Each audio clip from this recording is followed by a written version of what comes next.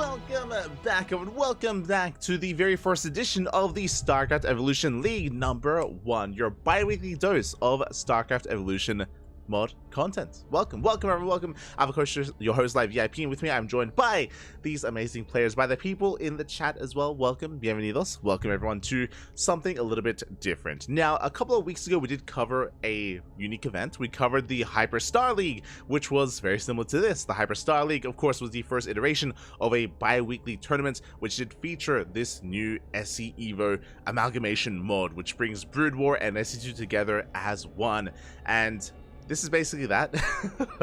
HSL has kind of rebranded into SEL, and now we have the StarCraft Evolution League, the first edition. Kind of the second, but really the first. The first edition of this event, and this is a bi-weekly. Basically, 1 week we have SC Evolution, the other week we have KSL, the Korean StarCraft League. So, back and forth, we're going to be hosting, or we're going to be covering these events on Saturdays. Now, today is not Saturday. This event did occur during House Galactic Battle. As you can imagine, over the weekend on Saturday, we had a 13-hour cast. We were covering the House Galactic Battle, and because of that, we missed out on WTL. We also missed out on SC Evo as well, so we weren't able to cover it live, so we're here to cover it via replays instead. We are going to be catching up for the following iterations of this tournament. We should be there live. We should be there covering it as it happens. Just this week we were otherwise preoccupied with other events, with other commitments, with casting, with StarCraft. So because of that, we have to catch up. We have to catch up on what we did miss out on, and I'm ready. I'm excited. The other really cool thing about this new time slot for the SEL is it is a more friendly time slot for European players. And it's a decent time slot for Koreans. I think it's around midnight or like 11 p.m. for Koreans, which is it's okay on a Saturday. It's okay. 11 p.m. tournament for Korean players. Meanwhile, it is, I believe, around middle of the day for Europeans. So because of that, we have a nice kind of combination of European players and Korean players alike. And they are going to be coming together here, and we have our first series. We have our first match. It's going to be a best of 3 between Mixu and Velvet Lena. I did not know that Mixu was playing this mod. That's the other exciting thing about this, is it's cool to see, who's playing it, who isn't, and how they compare to each other, and how they compare to the typical rank and league in just vanilla SC2, right? It's like in this mod, have they invested more time into the Brood War races? Have they tried to delve into other races instead? We've seen players like 3-Point, players like Psyarch, where they play StarCraft 2 one race and then Brood War different race instead, right? And they focus on certain matchups, and yeah, it's really cool to see kind of the difference there and how different players do approach things, how they adapt to this new kind of game mode. How they adapt. The early birds from America. Yeah, I guess. True. Those that wake up early on, like 8 a.m. in the morning. I guess there's a lot of time zones in America, but early enough. You mean the D-gens, exactly. Wait, let's be real here. You're saying, oh, the players that wake up early, like in America. No. The players that stay up late. The players that stay up late until like 6, 7, 8 a.m. in the morning. Those are the players that you're getting. Let's be real. 6 or 7 a.m. Not that DJ. No, they're staying up, Papi. They're staying up. You know it. We all know it, Papi. We all know it. But we're going to be jumping into our first series. We're going to be jumping into the round of 16 into a ZVP. Let's go. Oh. Staying up until 8 a.m.? No shot. Crazy.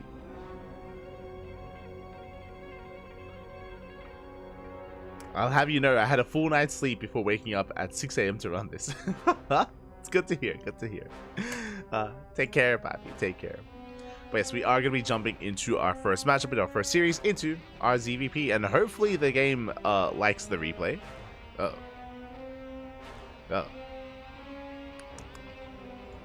Well then. I should have checked ahead of time.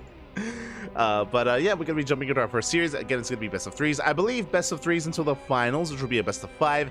And the way that this SC Evo mod works is that you have one player representing kind of the StarCraft 2 side, and the other representing the Brood War side, and then they switch over in game number 2. And I believe a coin flip is held in game number 3 to determine who picks their main race, if I'm not mistaken. So yeah, we do have kind of this alternation taking place. Does force players to play an otherwise a mod that they're not as used to, or a race they're not as used to. And here we go, we're jumping in. We're jumping into our first series and spawning in the bottom right-hand corner, rolling the Brood War Protoss. Representing Clan Rua, it is Velvet Lena.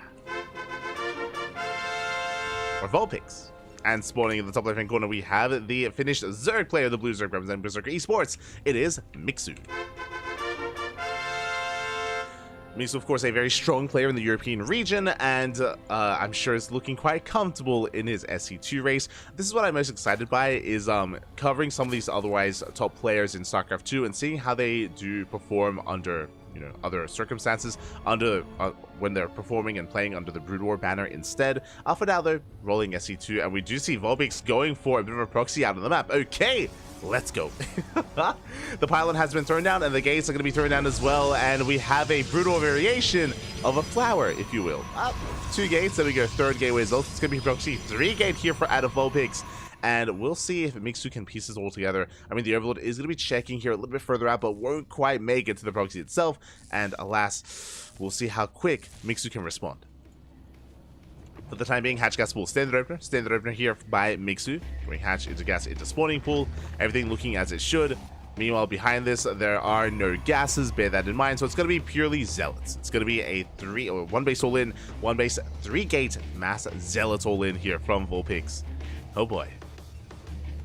And we'll see if we can bust in. We'll see if we can actually get into the mineral lines and deal critical damage. Bearing in mind that killing the natural is not good enough, it's all about killing Mixu and going into the main. For now, Zealots are on the way. 3 at a time. The old Zealots, right, let's go. Zealots are making their way in. Sorry, shout out to Hyper 1 is letting us know. Rules are changed for SEL. Okay, no more coin flips. A, B, A, B, A. Pigs 2 plays Brood War and 2 plays SE2. Oh, interesting. Both sides prefer it, then there might not be switching at all. No more coin flip either. Okay. Hated admitting that.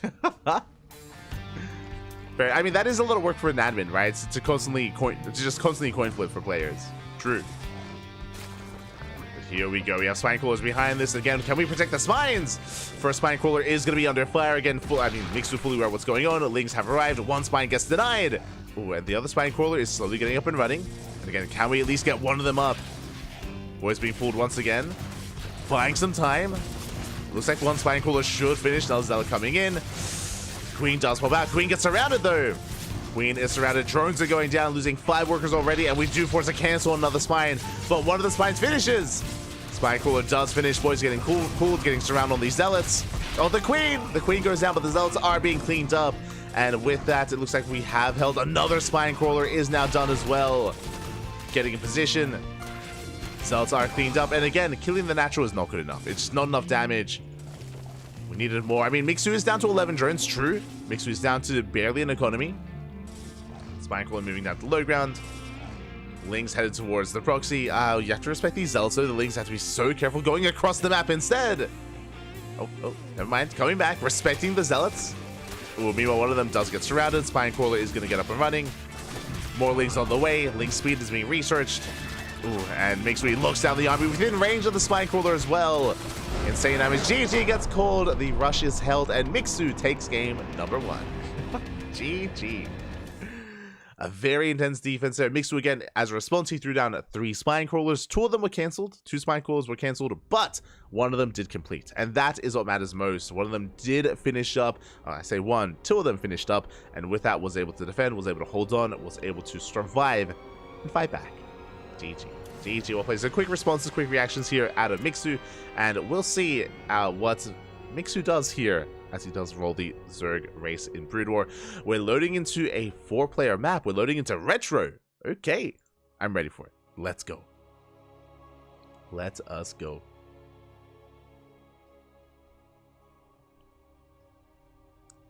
So I'm selling in. Oh, shout out to Quirky. Yo, Quirky, have you been tuning into much of the SE Evo events? I'm sure you have, right? I'm sure you have. Quirky, who is a little more enamored with Brood War. I'm sure you have. But here we go. We're getting into our next game and spawning in the bottom right-hand corner of retro, we have our German Protoss player, the red Protoss representing Clan Zorua. It is Vulpix, aka Velvet Lena. And spawning in the top left-hand corner, we have the Finnish Zerg player, the Teal Zerg, representing Berserker Esports. It is Mixu. Oh, we're crazy.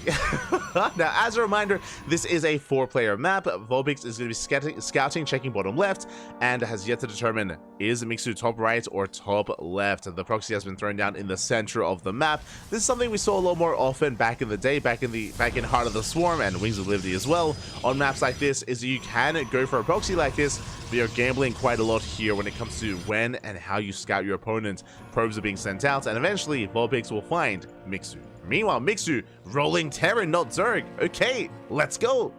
Mixu, who's typically a SE2 Zerg player, rolling Brood War Terran instead.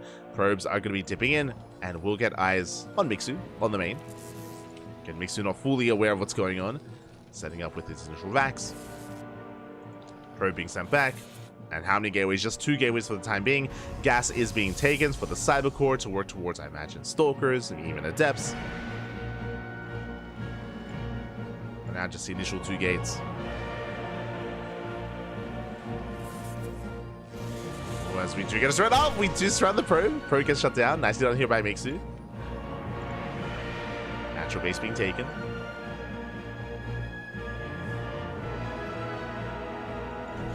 And with that, it's just going to be the Rax Expand. Single gas opener here out of Mixu. So very economic.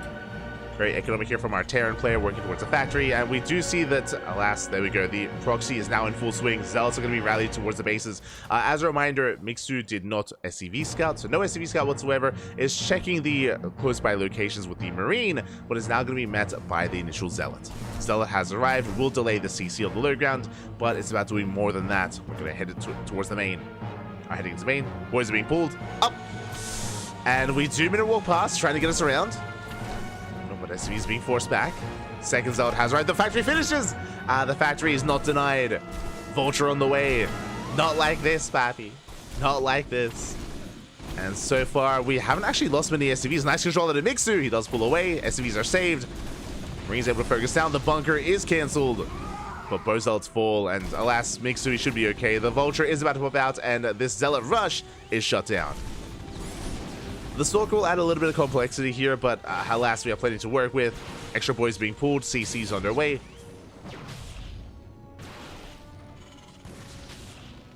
And with the bunker completing, we should be okay here. The Vulture might go down, still, oh, a couple more shots away. Oh, he wants it.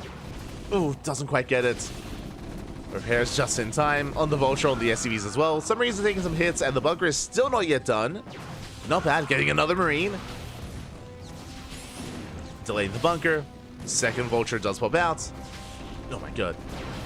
Vulture once again taking a lot of damage. We're now up to 3 Stalkers.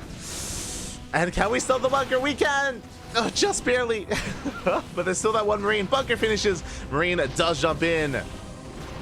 Now breaking this bunker is going to be that much more difficult. Boys are being pulled to repair. One Vulture did fall. But last, Mixu is holding. I mean, nice control at Vulpix, not losing a single Stalker. Only the Zealots earlier. It's a very nice control, very delicate micro. Behind this, going to be expanding, containing Mixu. The problem here, of course, is that Mixu's already on 2 bases. Mixu has a massive worker lead, was forced to pull the boys earlier to repair, but alas, can now go back to mining, for the most part. Just with a handful of SCVs to repair. And settling into Spider Mines. Spider Mines are on the way. Tank in production as well. And we do barely not catch a Vulture. Not like this. Barely does escape again. Siege mode is not researched. Bear that in mind. The tank takes a lot of hits. Oh my god. Takes a lot of hits. Tank does go down. But for the cost of 2 Stalkers. Doesn't sound like a lot, but bearing in mind, because we're on 1 base, every Stalker does count that much more. Finally, some Stalkers are going down.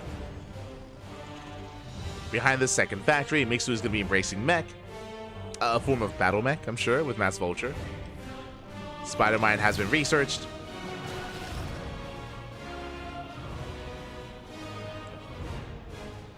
And we'll see how Vulpix tries to transition out of this. Blink is on the way off of 3 gates. Yeah, sure. Rushing into Blink. Let's go.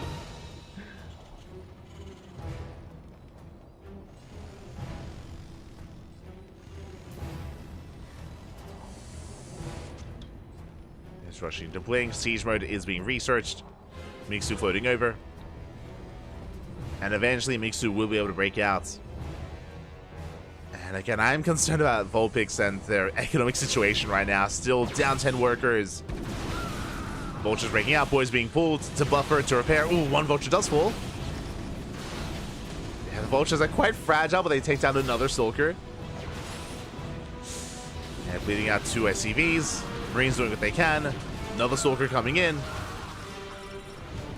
And yeah, just a really awkward game state. Spider-Man does connect, and Mixu will finally break out. For the most part, we're still chronoing still chronoing out Stalkers. For a moment there, I was like, no, yeah, this makes sense because we're playing Brood War. Then I'm like, oh no, wait, no Warp Gate. Unfortunately, we've been chronoing out the gateways, not Warp Gate itself. So reinforcements, they take a while, take a little bit. I had to do a double take up on seeing this. I didn't know what I was seeing. In my brain, it's like Blink is almost done, but not Warp Gate? Question mark? I was very confused, Pappy, very confused. But it's fine. Warp Gate about to finish soon, TM. It's getting there. It's like, I know we're playing a mod right now, but Vulpix, you don't have to play like you're playing Brood War. It's okay. It's fine, Pappy. And we can see Mixu looking for expansions, trying to make sure there is no... Trying to actually even find where Vulpix is. I forgot that Mixu didn't even know. Wasn't even aware. Going for a Vulture counterattack. Likewise, back at home, Vulpix going towards a Stargate. Interesting blink into Oracle, I imagine. Typically, you wouldn't really go into Phoenixes, as Phoenixes and Blink Stalkers have a similar role of shutting down drops. And it's Void Ray? Wait, what? Okay. Vulpix rushing into Void Ray production of all things. Interesting. I mean, against a ground-based army like this, Vultures and tanks, I guess Skytoss kind of makes sense. Yeah, Fleet Beacon's on the way. Okay, rushing into Skytoss. Let's go. Vultures, they hit the natural, and there's nothing here. There's nothing to defend. Do we have a recall? We are lacking some energy here. We could recall into the main. But Vulpix, no, he's diving into the main base instead. Doesn't turn back. Commits. Send it, Bappy. Send it. Let's go. Places in the main instead. Going for the mineral line. SVs are going down, but that's going to be 14 probe kills. Oh my god. 15 workers go down. Stalkers into the main. They catch a handful of SCVs, but they have a lot of work to do. I'm loving the trap being set up here. The spider mines. Push him in, Pappy. Push. We have the recall. Fair enough. Fair enough. I was teased, Pappy. I was teased. Regardless, Vulpix does recall back home, getting 9 SCVs. Mixu still maintains a worker lead. And interesting. Now, I assumed it was going to be a Fleet Beacon into Tempest or Carrier, but no, it's Fleet Beacon into Flux Veins, into Void Ray Speed. That I was not quite expecting. Okay. Okay. Off of one Stargate. I need to emphasize that. Off of one Stargate, Pat. Yo, he might have 2 Void Rays, but they're gonna be zooming. They be zooming, Pat. As Goliaths are getting online, Void Ray into the natural. Meanwhile, the ground army just zooms out across the map. Just boosts across the map. What is there to stop Mixu? How many tanks is this? 9 tanks! That's a lot of tanks, Pappy. Spider-Man's being set up. Siege mode is done. +1 vehicle weapons as well. Bobby's going for the blink. Takes down 1 tank. Not much more than that, though. There is that 1 Void Ray to defend. Let's go! Activates annual... No, quite annual pulse crystals. Just back alignment, there you go. It's been a while. Shuts down some of the tanks, but Vultures, they bust into the mineral line. And probes are going to be going down. Now, that's just not much to defend. I mean, with the help of 2, now 3 Void Rays, we will actually clean this up. Okay. No economic damage. Impressive. But the Goliaths, they're here. They shut down the Void. Goliaths have arrived. Boys being pulled in a moment of desperation. Massive tank volleys going off. Oh, now we're down to 1 Void Ray. 1 Void Ray remaining, and it's going to go down as well. GG gets called, and Mixu will take the series 2-0. GG. The hell did I just watch? GG, well played. A very chaotic game, very chaotic. it was bold to go for the proxy in the center of the map and try to start off aggressive like that. Unfortunately, the initial Zealot and the initial Stalkers weren't able to get much done. They did deny some mining time. They did delay the expansion for a time. That is true, but once the bunker got up and running, and I mean, Mixu, he could afford to pull some boys, could afford to lose some workers, and was able to maintain himself from there. Was able to maintain. GG, well played.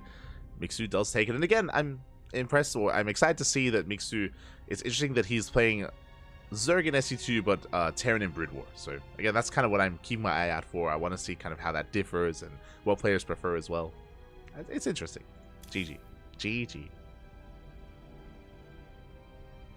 Oh. Why in the world is Warp Gate? Don't question it, Hyper One. Don't question it. Don't worry about it, Bobby. Don't worry about it. Look, we just really wanted Blink, okay? We just really wanted to Blink. And with that, Mixu will advance on into the next round, and we're going to be following Mixu into his next ZVP. It's going to be Mixu versus Full Heart. I'm assuming a ZVP, as they're both Zerg and Protoss players in SE2, but I'm not so sure. Not so sure if that will continue to be the case, as we are jumping into game number 1.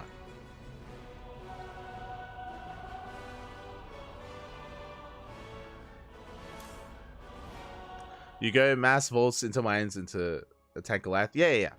I've watched Brood War. I've watched the original KSL and SSL. That was when I was really into Brood War. Back in 2016, 2015. If you remember when Jin Air had sponsored and had sponsored, I think they had an SSL in SE2 and they had an SSL in Brood War. If you remember, back in early StarCraft Remastered. That's what I was watching a lot of Brood War, if you recall. At the same time, I think there was also the KSL happening at around the same time as well. But here we go, we're jumping into our next game, and spawning in the top right hand corner of Retro, we have the blue Zerg player representing Berserker Esports. It is Mixu. And spawning in the bottom left-hand corner, we have the teal Protoss player representing Root Gaming, the American Protoss. It is Full Heart. Scouting and looking for the base. Again, it is a 4-player map, is looking for Mixu's spawn location. KSL was 2017, ASL is now SSL. That's not confusing. Wait, what? Oh, true, because it's not a Freaka Star League. It's, I guess it'd be Super Star League, but like the other soup, you know, that one. Yeah. I guess? Question mark. Is there a chess Star League? Do you know the competitor to Soup, the Naver one, the Naver streaming platform? Is that like Brood War events on that as well? So, they should just call it the Superstar League. No, okay. Yeah. With the rebranding. But as for now, Hatchgas full standard opener out of Mixu. Meanwhile, Full Heart is going for... Oh, a cannon! Let's go! We're cannon rushing! I was a little bit distracted. The cannons are here. Now, if you're unfamiliar with Full Heart, all he does, specifically in SE2, and I guess now in Brood War as well, is cannon rush. Cannon rush is all he does.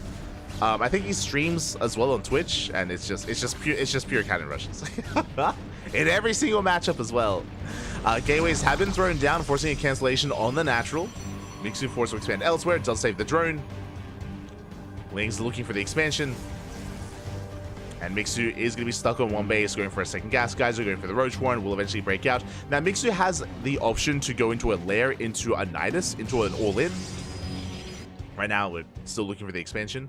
But we could turn this into a one base all-in, or we could try to slowly break out and re-expand. Now, based on these gateways, this tells us that Full Heart intends to commit. Intends to commit not just with the cannon rush, but also with higher tech and into a one base all-in. Otherwise, there'd be no reason to have these gateways here. As he's fully walling off back at home, we have the cannon. Mixu's still scouting, still looking through, I was going to say through deduction, and can get eyes on, or can figure out where the expansion is. And is going for a bit of a ninja base, going for the third base location instead. Okay, Dragoons are on the way. Mixu does have a hidden expansion. Mixu likewise confirms location of Full Heart, but won't be able to get much done as there's a cannon on the high ground. And there we go, Ravagers are being morphed in. With 3 Ravagers, we'll be able to slowly break out. Bearing in mind there are no shield batteries, so these cannons, it's going to be a little bit easier to break out than it normally is against SE2 cannon rushes. As usually there would be shield batteries to help support the cannons and keep them going.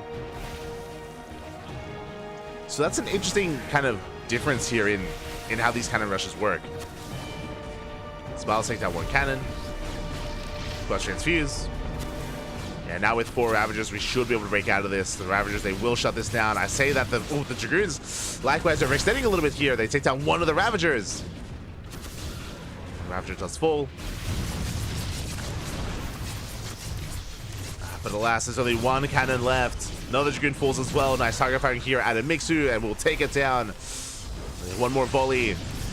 And the Dragoons, they're so low. Again, it's so interesting here. Again, like this Brood War Cannon Rush has so much less sustain than I'm used to. All 3 cannons go down. We came to the production. Zoning the Dragoons away.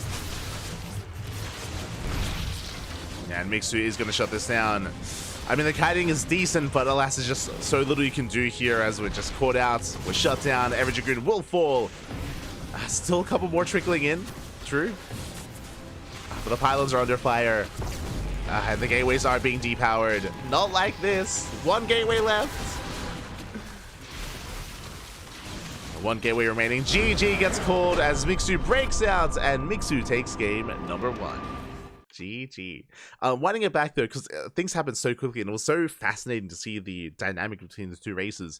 So usually in an SE2 cannon rush, it isn't just cannons, there are shield batteries as well. You throw down like a wall of shield batteries behind it, so then even though you're also proxying and committing into stalkers and immortals as well, like it's so much more difficult to break out like that, just because again the stalkers or the immortals, if it goes a little bit longer, have a little bit more sustainability. They can hold their ground a little bit longer as well, and things can very quickly snowball out of control.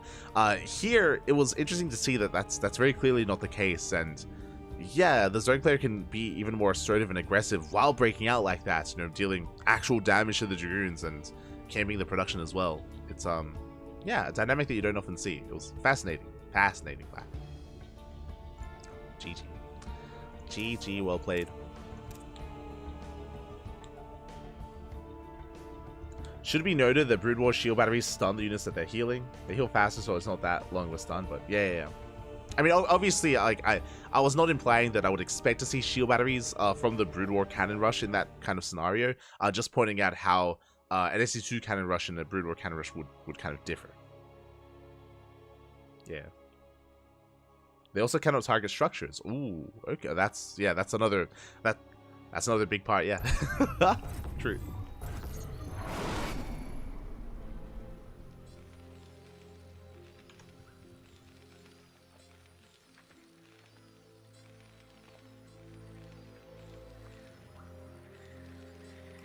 But here we go.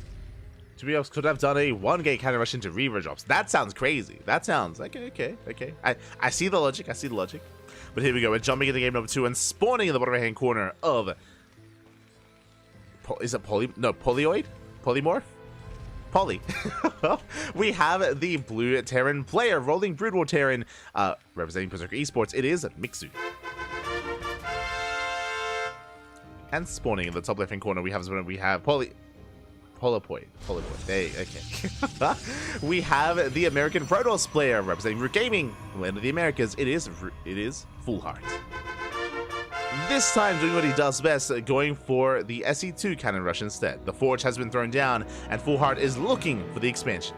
Now, I don't know if Mixu is familiar with Fullheart, but if he is, again, Fullheart is notorious for cannon rushing, and is setting up here on the low ground. This time a cannon rush against a Terran player. We'll see how he does adjust, and how Mixu does respond. SV does confirm, gets eyes on the pylon, gets eyes on the second probe, of course, as well. Pylons are thrown down, but the probe is under fire. Boys are being pulled, and can we get on top of the probe? Up! Oh my god. Looks like we can. The probe is going to be shut down. Was unable to box himself in. Cannon is on the way, but we're down to 1 probe. Cannon is going to be able to finish up. We're setting up on the low ground. Behind this, we have Mixu throwing down that bunker on the high ground. Factory's on the way. See Fullheart slowly sieging forward. We have a cannon on the low ground, slowly pushing into a cannon on the high ground as well. Zealot Marine has arrived.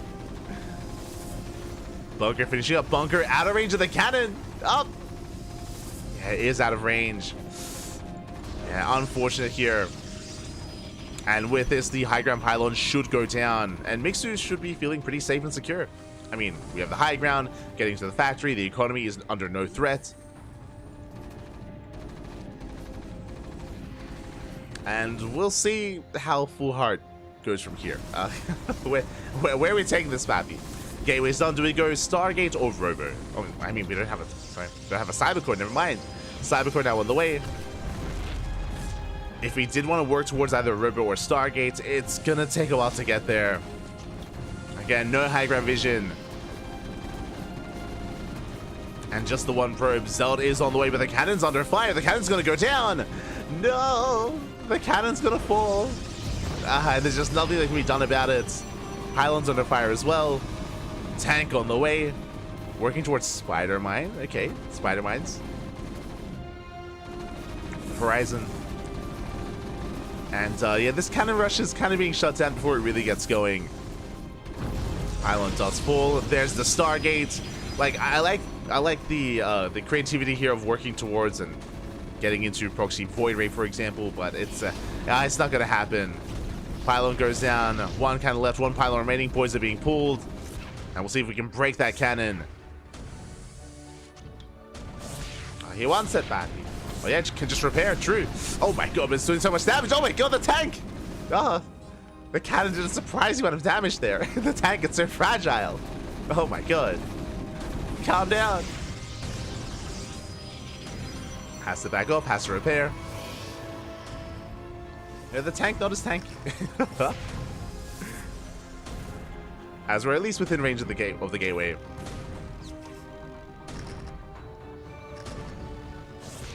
Spider, I mean, hey, we had a mine going off. It's all good. Gateway goes down. Void Race on the way.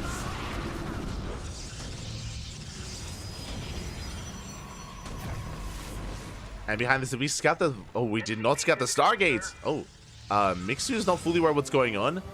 Has to rely on his Marines. At least has the bunker. We got siege mode now on the way.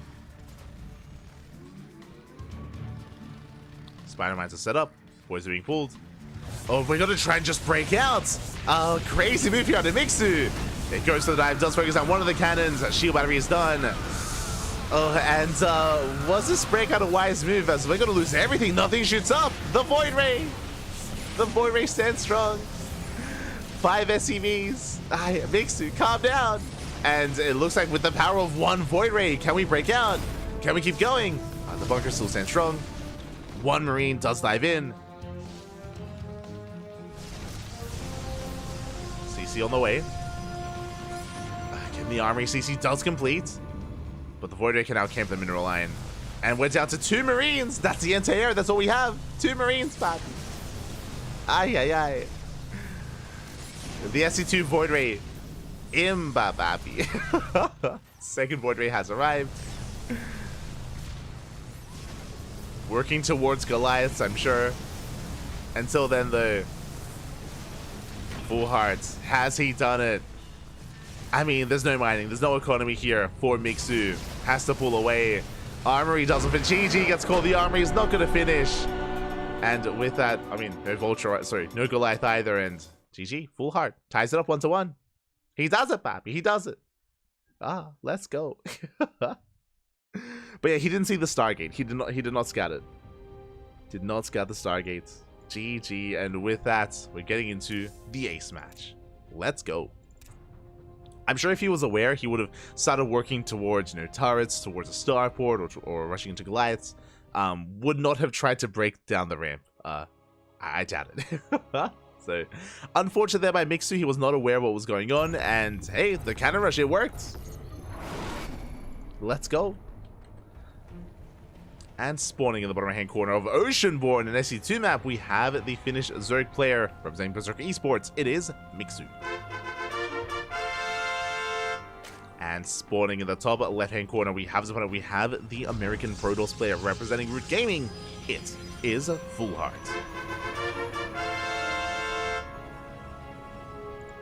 Here we go.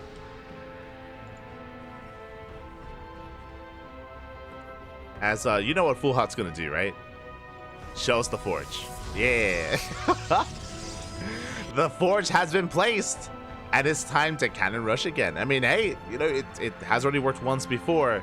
It can work here this time, as Full Heart this time once again is a Brood War player, or Brood War Protoss, not SE2. Pilot has been placed. Mixu going pool first is going to be more ideal. Again, Mixu's now on notice, so going for a very safe opener, going for the initial spawning pool. Going to the low ground. And does confirm the pylon. And Mixu fully aware what's going on. Double gas into a faster Roach Warren, ideally.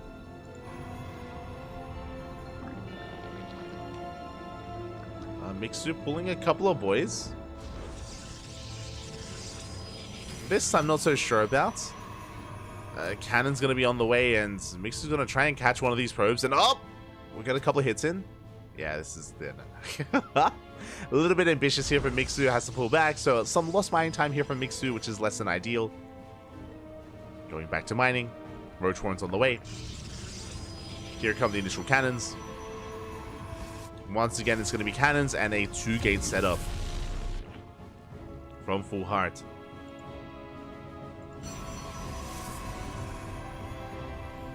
You know, our Roach Warren's already on the way. Again, Mixu, he gets a faster Roach Warren because it was a pool opener instead. So it's really safe play out of Mixu is paying off. This is the downside of having a reputation. If all you do is cannon rush, then players will adapt to you. Will adapt over time. Roach Warren's done. Roach is soon to be on the way. Yeah, 3 roaches.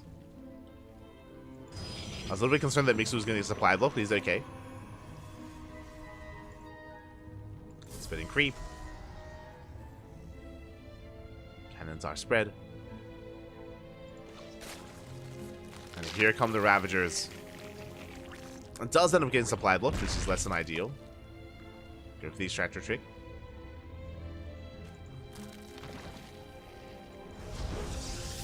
And there's that shield battery. So Full Heart is adapting, this time with a shield battery. It's quite a different building than what we're used to in SE2, but it's coming. As was stated earlier in chat, the Brood War shield batteries do not target or cannot heal buildings. But they will have a little bit more sustain with the Dragoon. As Dragoon range is on the way. Crush Transfuse. First cannon goes down. Ooh, 1 Ravager falls though. Another extension there from Mixu. Not bad. You know, these shield batteries, they should not finish. Forcing a cancel. Diving down, another Clutch Transfuse. And we're diving on those Dragoons. 1 Dragoon goes down. The second as well. Shield battery doesn't finish up in time. Down to 2 Dragoons. Down to 2. Yeah, and with that, the final cannon does fall, and Mixu is breaking out, shuts down the final Dragoon as well. And that's the other scary thing. You were talking... Yeah, GG gets called. Earlier, I think Hyper One was talking about how the shield battery works a little bit differently, and how it even... You said it stuns. It, like, locks down a unit while it increases its shields, which sounds terrifying, especially if we're talking about going up against Ravagers, right? Because then it makes it easier to bile. So like you're kind of like, it feels kind of risky if you do try to heal your units up against Ravagers like this. I mean, this is how you would break out of a cannon rush. So it feels like kind of damned if you do, damned if you don't sort of thing. Regardless, GG, well played, and Mixu will take the series. GG. Too brief to abuse with Wiles, region raising very fast. Oh, okay. Fair enough. I wasn't sure how long it would be locked down. Is all CPS, yeah. For sure. It's lost DPS, and it also affects like your ability to kite as well, right? Especially with Dragoons. With we didn't quite get into range, but like that's where a lot of their strength comes from. Regardless, GG, well played. Mixu does break out. Mixu does take the game. I appreciate that Full Heart, he did adapt over the course of the series. It wasn't quite the same failed cannon rush that we saw in game 1. You know, this time we were incorporating some shield batteries. This time we were finding a little bit more success, but still, Mixu did break out, and Congratulations. Congratulations to Mixu. He advances on to the semifinals. And now we're going to be covering a bit of a rematch, I believe. I think they faced off in the HSL. If not, they should have. Oh, no, yeah, they were denied. I think it was, if I remember correctly, it was Greenert, right? I think Greenert took down Honmono in HSL. But now we get to finally see Sayark versus Honmono. Let's go. Let us go. Sayark, of course, the best player in all of Japan. Meanwhile, Honmono, the second best player in all of Japan. Oh no. A battle of the weebs. Let's go. As spawning in the top left-hand corner, we have the South Korean Terran player, the Red Terran, living in the land of Japan, representing Team Hyper 1. It is Honmono. And spawning in the bottom right-hand corner, we have the blue Terran player from the land of Japan, representing Team Little Fairy. It is Sayark. Don't let him hear you say that. True, he's the third best player in Japan. Cap. As, oh my god, Honmono, he's an animal! And what's he going for? He's going for the proxy 3 racks. 3 SVs moving out across the map, and 3 racks are about to be thrown down. Okay, now, if you're unfamiliar with Honmono, Honmono is an animal. Honmono, he's the cheesiest Terran player in all of South Korea and Japan. He can play macro, don't get me wrong, but he often does not. He often does, cheese, proxy, go for all-ins. He's a very chaotic player, and that does not change here when he plays Brutal either. Happy to see. Let's go. Meanwhile, Sayark does scout the natural base. Ooh, and is moving out with the SV, but will miss the proxy. Will barely miss it. Sayark going for a Rax Expand economic opener here out of our blue Terran player. Uh-oh. And Sayark is in trouble.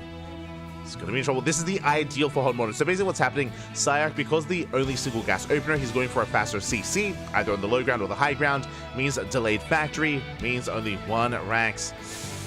Only 1 Rax producing here against the mass marine that's coming. SB does confirm. The Raxes are missing. No gases either. And now Sayark knows. He's walling up. He's fully walling off. Bunkers on the way. Seeing everything he needs to. Second bunker as well. Honmono pushing in. And can he deny those bunkers? First SCV under fire. SCV goes down. Second SCV as well. More boys being pulled. Bunkers are on the way. The first Reaper will arrive. The wall does open up. We're going for the surround. We tried to. And we catch the SCVs at least. And Sayark can afford to lose some workers, but that's going to be 9 SCVs, 10 SCVs going down. Oh my god. 10 SCVs do fall in. The bunkers haven't finished. Okay, one of them finally does, just barely. Bunker does complete. And Sayark, he can hold the line. 2 Marines go down. This is muling our hearts out, trying to get our economy back up and running. Second bunker on the way. Can we repair? Can we even keep it alive? We can try. Second SCV being pulled up with the bunker. It's going to go down. Too much DPS, too many Marines. Not like this. And Honmono, he's within range of the second depot as well. So 2 depots is going to be going down. Sayark is about to be supply blocked. He's going to have 1 Marine of his own. Oh, he's within range of the racks. Oh my god. Okay, he pulls away. Honmono, he backs off. Taking gases back at home, getting ready for a factory. Honmono is transitioning.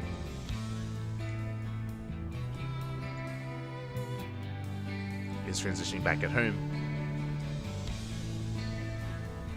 Finally a mirror. Kind of.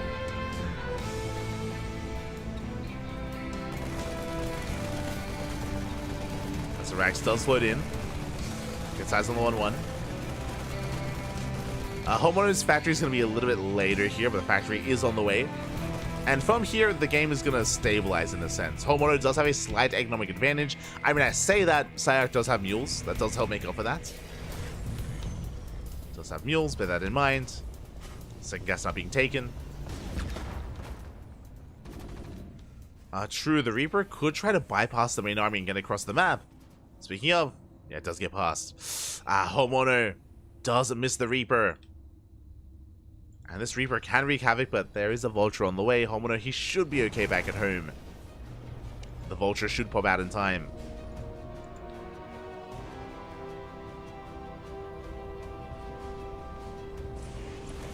Sire jumping in. Soldier in position. Up. Has to back up. Behind us we have our starport, we have our tech labs, our add-ons. And I'm curious where Sire takes us from here. Who's the first to expand? Are we just gonna one base all in each other? That's also a possibility. True. Could happen. Could happen, man. Zerax is under fire. Gonna be shut down. Big tank is going off. Siege mode on the way for Honmono. And a second starport. Okay. Are we going into raids? We are. Okay, let's go. Oh, some rough SimCity there. But Honmono is rushing into raids instead. This is kind of like the Brood War Banshee, kind of, but not really. Like, wraiths, sure, they have cloak, and they're in the air, but they shoot up and they shoot down. They cracked. Ah.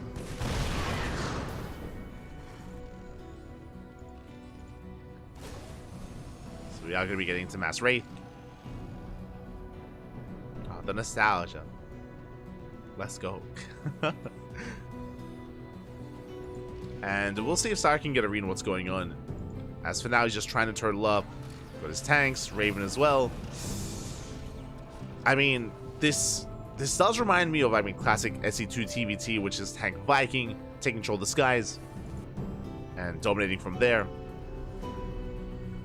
It reminds me of the idea behind going Viking Lib, where Vikings have control of the air, and then your Liberators can punish the tanks. It's similar in that sense, where, Mass Wraith ideally would shut down the Raven, and then shut down the tanks thereafter. And I'm concerned considering that we have limited anti-air. Auto turrets will help, true. We'll have auto turrets. Still massing more wraiths. Head up for the mineral line. Oh, the sound effect. Pew, Bobby, pew, let's go. But once they're revealing themselves, Vikings now in production. Bit of miscontrol there out of Honmono. Gets one SCV so far, but not much more than that. Some more wraiths are rallying in. Workers are getting low, but they do survive. They tickle the tanks.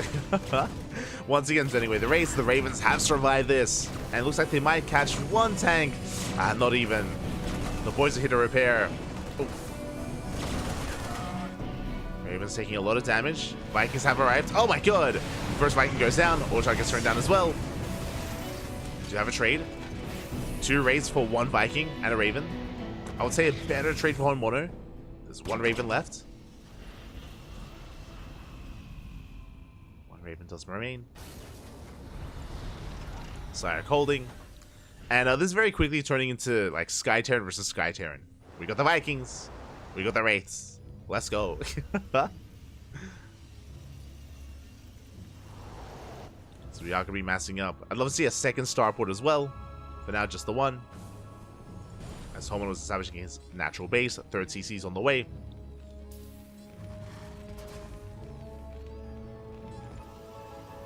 And Sire, upon seeing so many Wraiths, should be aware that there are 2 starports. Should be.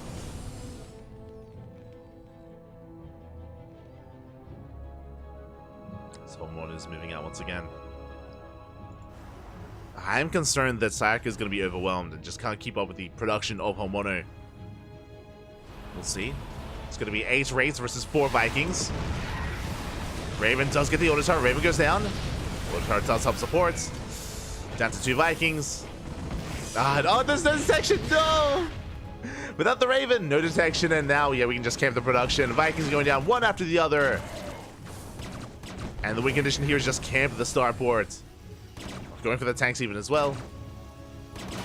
The last raid.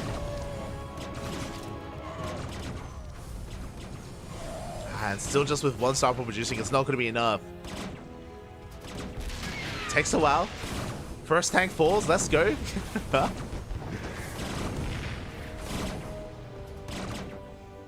And at this point, I don't know if Sire can actually catch up. We can 2-shot Vikings. Vikings are being too short. And we just can't keep up. No, with one starport, it's just not gonna happen. This might just be game here and now. this might just be game. The sound of death rains from above.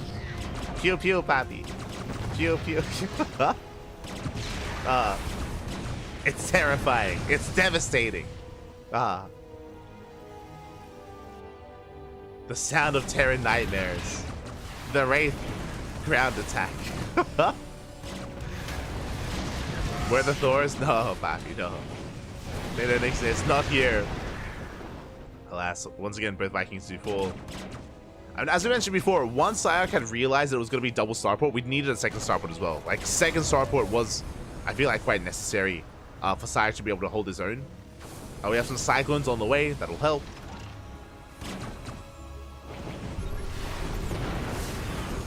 Cyclones zoning away the Wraith. And I guess we're kind of stuck with in this kind of weird amalgamation of army, Cyclone Viking. But behind this, Homeowner's on 3 bases, getting a 4th base, has map control, double expanding, getting a greater economy.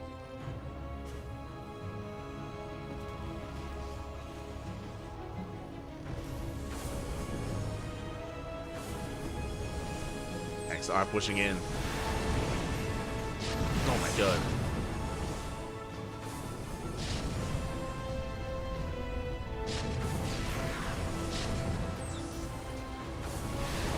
Since when is the Wraith good? I mean, Wraiths are pretty... I'm pretty sure I've seen Mass Wraith in Brood War TVT before. Like, I think that's like a thing. Like, not commonly, but... Pretty sure I've seen it before. As boys are being pulled into 3 tanks. Not like this, no! Tanks are before we go off Cyclones, they get targeted down. And again, the Wraiths, they rule the skies. Probably the tanks will fall to the boys, but... Oh, no. We just bully the SCVs. Do get shut down. We are thinning out the Wraith count, but again, it's the economy that I'm most concerned about. It's the bases here the Homeowner has. As he's still just making 4 Wraiths at a time. The quadruple starport, pappy.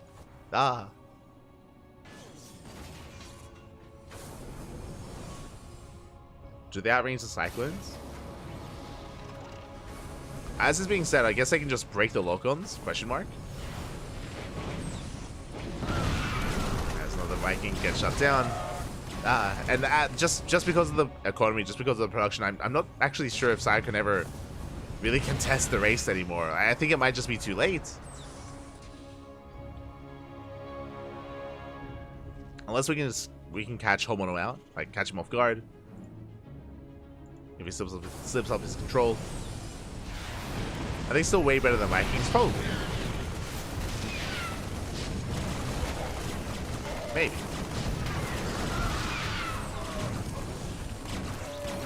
Yeah, there it is, GG. GG, well played. Homeowner will take the first game. I would say probably just because the Wraith anti-ground attack doesn't seem very strong and very potent. So because of that, the likelihood of you being able to build up a Cyclone count early on to like a respectable amount is a little bit higher, I would imagine, right? Because you can maintain it and build it up. I guess that would be the logic.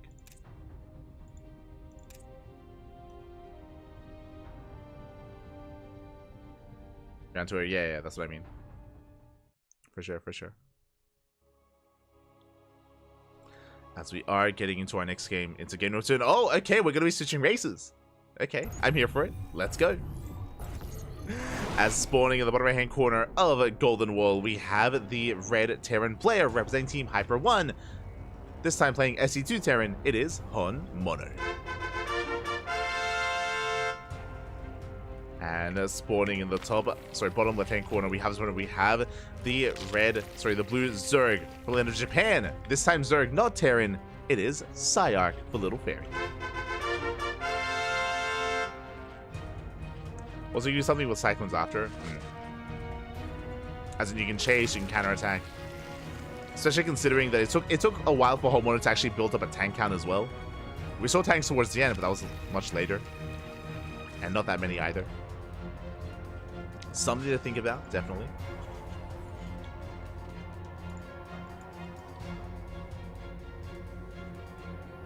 as Sayark is just going to be going hatch first. Again, this is an example of what I mentioned before, where Sayark, he does often play SC2 Terran and then Brood War Zerg. That seems to be his go-to for the most part. I think it's matchup dependent. I think I have seen Sayark play Brood War Terran as well. Curious.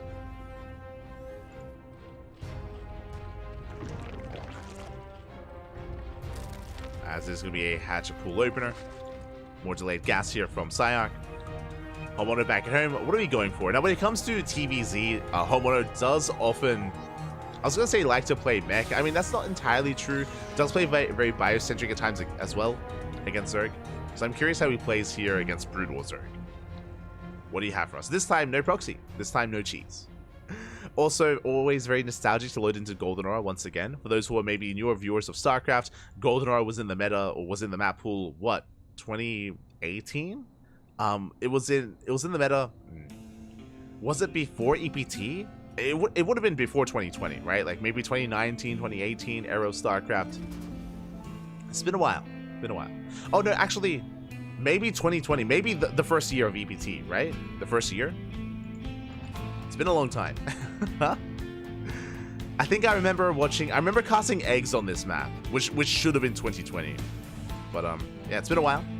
It's in a way has some features similar to Alkyone, for example, where half of the map is just cut off by minerals and rocks, or just minerals in this case. By the Golden Wall.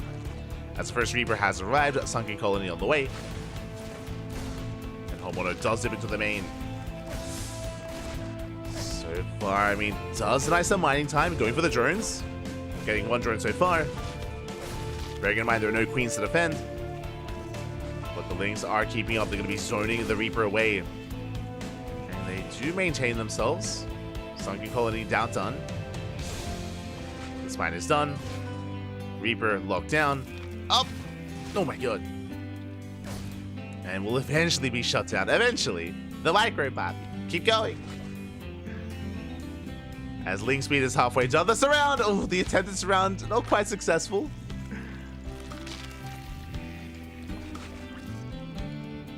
As again, the Reaper has a little micro potential early on. Without Queens, it's just a little bit harder to really keep up with the Reaper.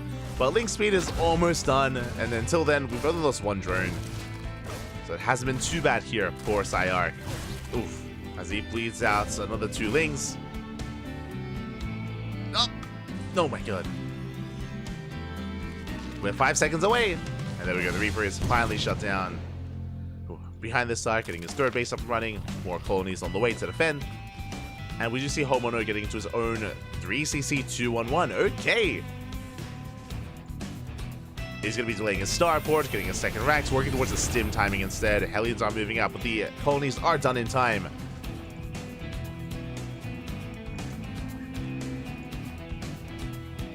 They are finishing up. Hellions and Threaten.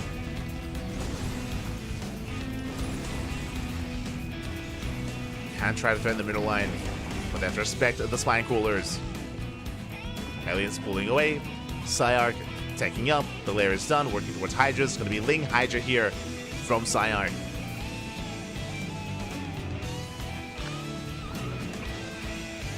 The lair is coming.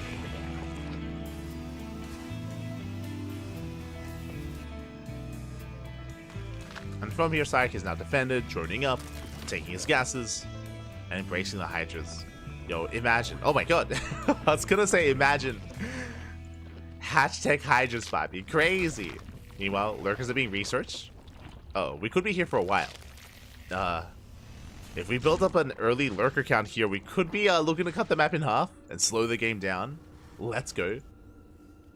Which I appreciate just because a lot of these other games have been quite fast. I mean, we've had a lot of cannon rushes, a lot of cheese, a lot of proxies.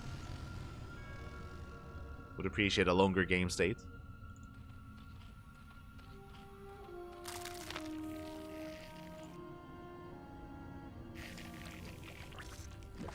Take a shot every time it lights as a spine cool. I was calling them a sunken colony earlier. It's just a really long, like, word.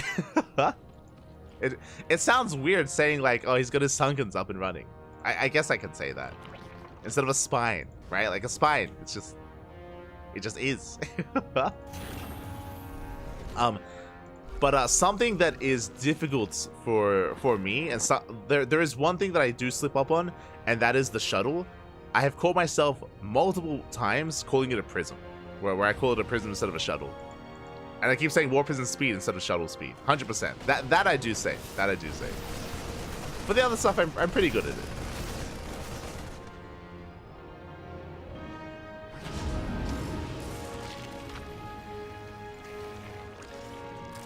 The lurkers are morphing in. Is creep different for Evo Brood War Zerg? It's different in, I mean, there's, I guess, a lot of differences. But there's no creep tumors, obviously. Creep does spread by sunken colonies, or colonies in general. So creep does spread in that sense, but there's no way to actively spread creep otherwise.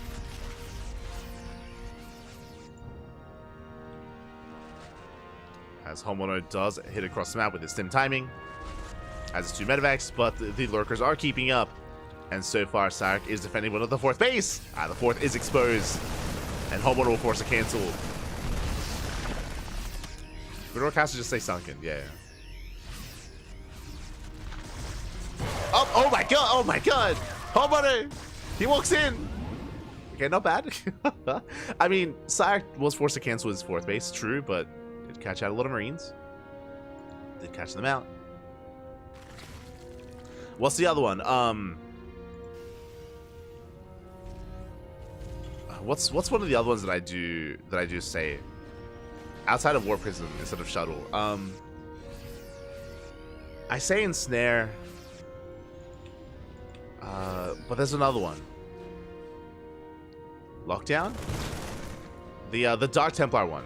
That one. Dark Arca one. That one I don't know. We get around to it. But now we do see Homono pushing through the center. Meanwhile, Sayaki just bypasses the main army. He goes straight for the natural. Going for the bust. Homono out of position. Will catch out some of these lurkers. Not bad. Some of them will be denied. But at the same time, Sayaki's pushing into the natural waste, and there's nothing at home to defend. The wall has been broken. Ghosts are popping out, but Cloak is not researched. No Cloak. The lurkers are here. Oh my god, they take down the Ghost. Ghost does go down. Homono does not turn around. Oh, does he though? He's racing back home. But is it too late? Is it far little too late? As Sayaki's on top of the production. SCVs are going down. Again, no Cloak for the Ghost. 2 lurkers do go down. They take some hits. We're still getting more ground though. Again, in the heart of the main. Oh no, the ramp! Oh my god, as we try to force our way up the ramp, more boys being pulled, and it looks like Homono will eventually clean this up, but not without losing 27 SCVs! Terran players, look away! The boys were pulled into the lunkers. You hate to see it. 27 workers go down behind this sack, double expanding, getting a 4th, getting a 5th base, going for the gold, and amassing up more Hydra Lurker Ling. As Lings, they flood into the main once again.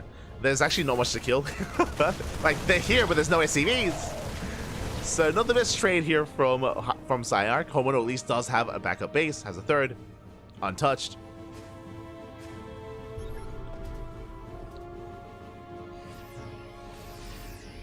Stack rotating around. First pushing back. Catches some of the Hydras. Do get caught out. Sayaki will calm down from here. Can now start to join up. Saturating his bases. Has yet to really gain access to the southern half of the map. But I guess is working on it with the gold minerals. He's getting there. Going for the Spire. Getting ready for a muted transition. And it's going to be on Homeowner to recover. To slowly catch back up. The supplies look deceptively similar at the moment. That is true. But that's only because Sayaka is still droning. Once the droning is complete and Sayaka is almost there, can now focus on Lings, on Hydras, on Lurkers, on his main army. And there we go. The wall has been opened up. Sayaka has a massive bank and will soon spend it. So the soup does lie. The soup is lying, bad. As Lurkers, they hit the 3rd. Army does respond. Snipes going up. Oh my god, barely not getting the Lurkers though. They're all so low. They're low, but they're still wreaking havoc here as, yeah, they're going to be cleaned up. As Sayark has maybe overextended, losing every single lurker. Lurkers go down. Sayark losing most of his main army. But again, he's got a bank. He's going to be replacing it, going to be rebuilding. But that was a nice fight here for Honmono. Means that the lurkers only loses 7 SCVs this time. Oh, and I assumed it was going to be for Muta, but no, we're going into Scourge. Okay. I mean, that's something to say here. We'll help deal with the Metamax. Scourge on the way, which means we're still committed to the Grand Army, still committed to Ling Hydro Lurker. I want everything out. Sayark still has a lot of minerals to work with. Yeah, he's maybe lacking macro hatches. He can't spend his money. He can't spend his money, Papi. Hatchery under fire. Again, there's no injects. There's no injects. Just vanilla larva. That's another thing you have to bear in mind as well with Brood War Zerg is you have to be more on top of those macro hatcheries to actually spend your money. Once again, Honmono out of position. We go for the natural base for the second time. Sayark, he does bust in.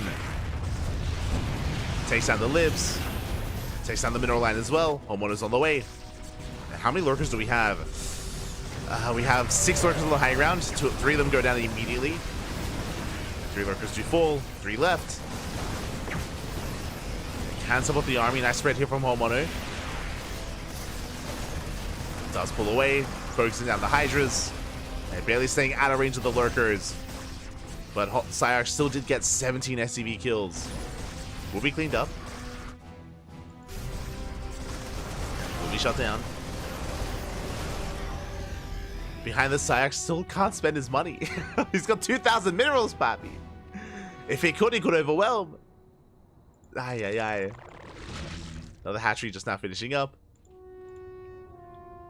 You know what I want to know math-wise? Because I'm more of an amateur at understanding this. But, like, how many hatcheries you need, depending on how many bases you're on. That would be interesting to know.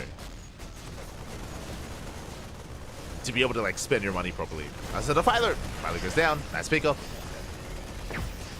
Because clearly Sayark doesn't have enough, clearly, but it would be interesting to know like how that ratio works.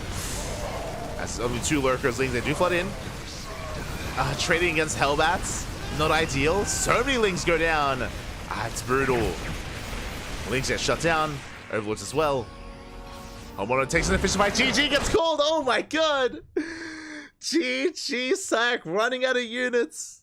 He still has 2,000 minerals, but he can't spend it at Honmono. He fights back. He takes a 2-0. GG. Let's go. GG. Well played. Honmono. He brought it back, Papi.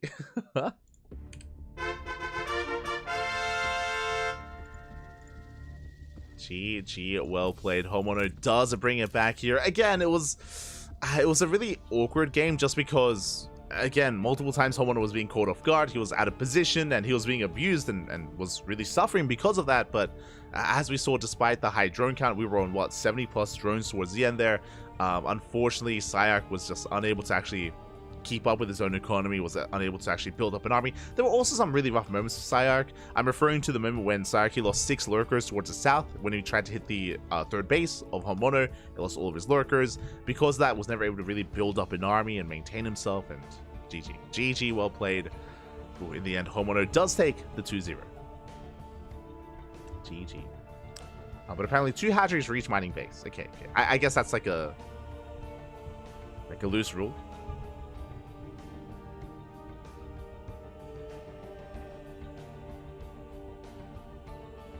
A rough average, if you will.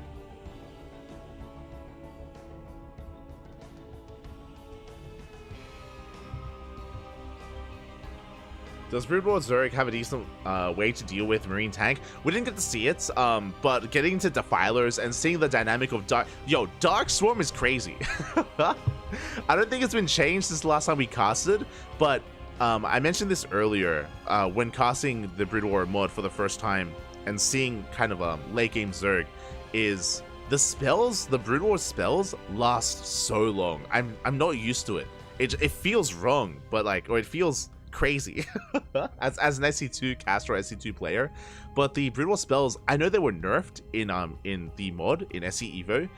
The duration has been decreased. Despite that, it still feels crazy, like how long something like Dark Swarm lasts. Not just Dark Swarm, that's just an example, but even in Snare, like being used to how short the duration of Fungal is, to see in Snare is crazy. Absolutely insane. I said it before, but as an SC2 player, I feel jealous. I look at it, I'm like, I wish I had that. Like that's crazy. It looks so good. Oh.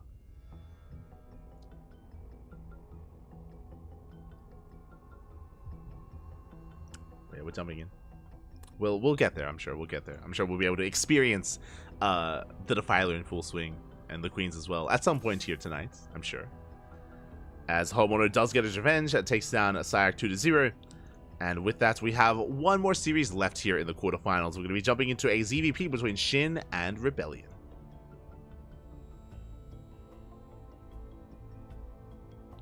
Go.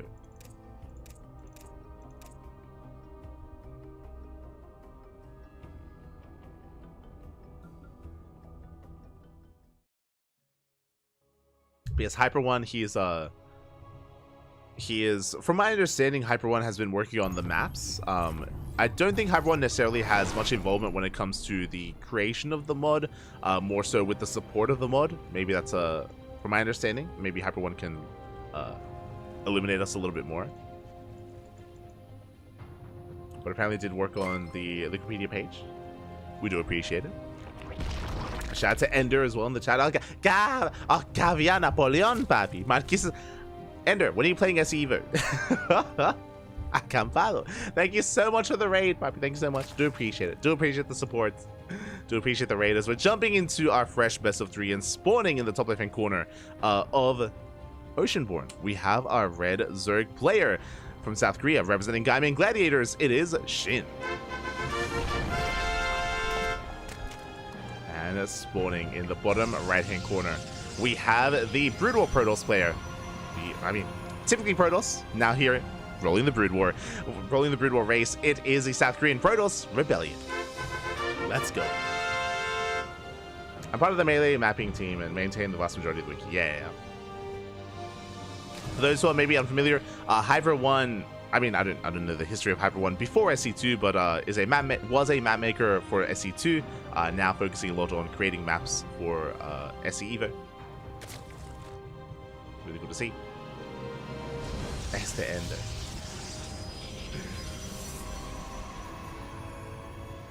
But here we go. To see Shin going for a hatch pool opener, going for a bit of a safer opener here. Meanwhile, Rebellion, I've not had the luxury of casting too much Rebellion in this mod. Rebellion, of course, is Gyelzing, aka known as Gyelzing, has been competing in SC2 for a very, very long time. And it's great to see the two Koreans facing off here in the quarterfinals. I would favor them both to make it far, but they have to face off here earlier in the tournament, unfortunately. And we'll see how Rebellion does compare to Shin with his Brood War Protoss. But again, Shin opening up gases. Very greedy play out of Shin. He went a hatch, pool, hatch into a very late gas. With this, Shin link speed is going to be heavily delayed. Shin might even skip link speed and go straight into roaches instead. It's just going to be focusing on droning and making queens. So very greedy stuff here from Shin. And the pressure is now going to be on Rebellion to punish this greed. We can see back at home, Rebellion is getting to a Robo. This should be into a Bay, into, I imagine, Reaver drops. Oh, second Robo. Never mind. Oh, okay. I was a little bit shocked. Link Scout comes in. Robo is cancelled. And with the links being shut down, I'm curious if we were trying to hide that initial tech structure. Yeah, there we go. Second Robo on the low ground. Rebellion, he's crazy. Okay. Robo is replaced here on the low ground instead. Does keep it hidden from Shin. He's cooking, Papi. He's cooking. I'm ready. Show us what you got. Shuttle is on the way. I would imagine going for a Bay, going for like double Reaver drop, question mark, like mass Reaver production. Yep, there it is. Bay's on the way. So very committed here from Rebellion. Very committed. Bay's now on the way. This should be working towards shuttle speed, towards Reaver production. And we'll see how this compares to what I'm used to seeing towards, you know, Disruptor drops, for example. We'll see if Shin can keep up and shut it down. For now, behind this, Shin is investing into link speed, so it does invest. Gas now under full swing. Joining up, massing up more queens. Reavers are now in production. And we'll see how this all does come together. Oh, shout out to Rebellion in the chat. This build opening was created by Farmy. Let's go. For those who don't know, Farmy is another Korean Protoss player. We have casted Farmy plenty of times on the channel. Shuttle is revealed. Overlord under fire. Catching out the Overlord, and with this, it looks like Shin will be denied the scouts. Trying to get into the natural base, but last the Overlord is going to fall. Shin is in the dark. Shuttle speed on the way. And the Reavers are coming. Behind this, Shin still droning up. Happily droning, throwing down his Roach Warren. Has a solid queen count. And it's going to be on Rebellion to avoid those queens, to keep the shuttle safe and sound, and to get those Reaver shots off. As the shuttle is moving out, and what's interesting is that we're building up more Reavers behind this. Now, what I'm curious about, is this going to lead into a 2-base all-in, where we just move out with mass Dragoon Reaver and just go for the kill? Or is this going to lead into a second shuttle and a second Reaver drop? Double the shuttle, double the Reavers, double the Protoss. Let's go. Shuttle is spotted. Oh my god, massive shot going off for the legs. Oh my god. I guess is the big difference here between Disruptors, because Disruptors, it takes a while for the Nova to actually connect, but a big punish here on the Lings. How many Lings was that? 16! 16 Lings going down. Good start. Another big shot going off. Oh my god. Yeah, the Lings, they melt before the Reavers. Just the instant damage is crazy. But at least Shin is now fully aware. Roaches are in production. Roaches are amassing, and Rebellion is moving out. Making 4 Dragoons at a time, and it is a 2-base all-in. Oh, the Reavers, they're coming. They're so menacing. They're waddling in. Ah, the March of the Reavers. Let's go. As again, they're building up their Scarab shots. Moving out, so this is less to harass and more, again, for the all-in. To break Shin. Shin is amassing more Roaches. Queens are spread out. Are spread out. We're coming in with the surround. And decent Reaver shots, but the Dragoons are going to be shut down. Yeah, a bit of an overextension with those Dragoons. Nice juggling here with the Reavers. But the Dragoons will fall. Big shots going off, going for the Queens. But alas, Shin is going to be able to overwhelm this. And it does target down the Reavers, one after the other. And despite the explosiveness of this build, it's being shut down. Shin, he does defend behind this on 3-way saturation, chasing this down. Behind this, Rebellion does have a decent Dragoon count. And we'll try to hold on. We'll deflect the army. Another shuttle on the way. But we're down to 0 Reavers. Ay, ay, ay. Yeah, no more Reavers with this. Rebellion losing the backbone of his army. Shout out to Chileno. Yeah, babiga. Thank you, Chileno. Thank you. Thank you for the sub. Do appreciate it. 42 months. That's a lot of subs. That's a lot of support. Gracias, papi. Gracias. Bienvenidos.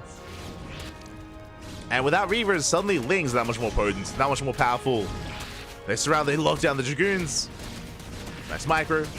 Do juggle and do save at least 2 of them. Spoke too soon. As all 3 do fall, and we collapse on the main army. And again, without the support, these Lings, they just pop off. GG gets called, and Shin survives and takes game number 1. GG. A solid defense there out of Shin, but I could definitely see the potential behind that build from Rebellion. Again, it was so impressive to see just how much you can punish those Lings as well, how much you can protect and support those Dragoons. As we saw, unfortunately, the Dragoons, it did feel like they went a little bit too far forward, that we were caught off guard. Rebellion was spread a little bit too far thin, and things went south real quick, real fast, real quick in that first main fight. But regardless, GG. GG, well played. Shin does take a lead. Now we're jumping into game number 2. Let's go.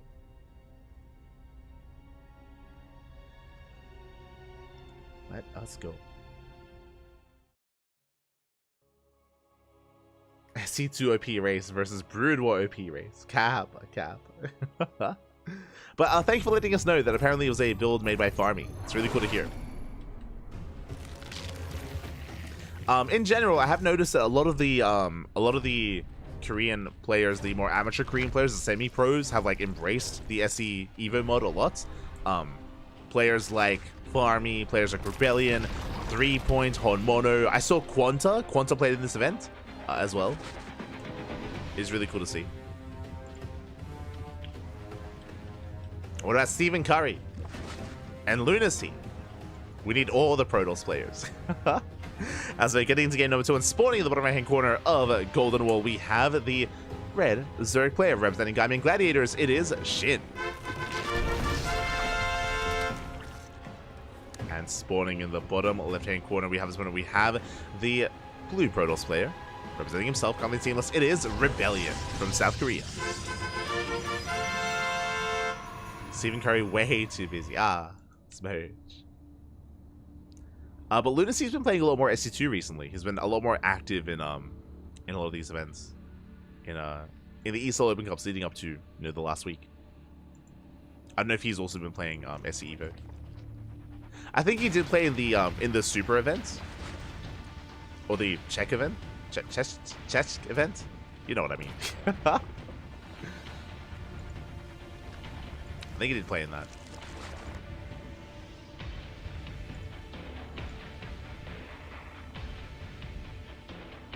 Here we go, Shin, this time going for a hatch gas pull. More standard opener here out of Shin. If you recall, Shin did go gasless last game. This time going for something more by the book. Of course, playing the Brood War race. Does threaten the gold, but we'll take the linear third instead. And Rebellion with his main race, we'll see how he does approach Shin. What he brings to the table. How he does adjust against a very different kind of form of Zerg.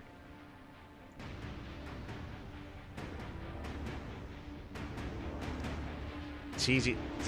It's so hard to say. GG.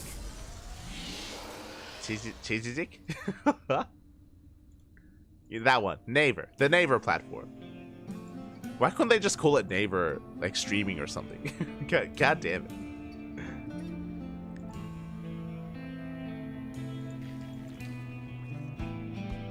Close enough.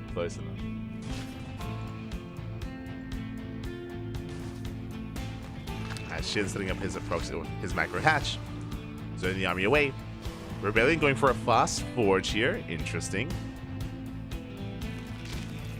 And we've seen this quite a lot here with our Brood War Zerg players going into Ling. Hydra has been the go-to.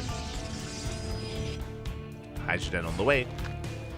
Adept scouting, threatening a shade. Gets eyes on the tech. Rebellion fully aware.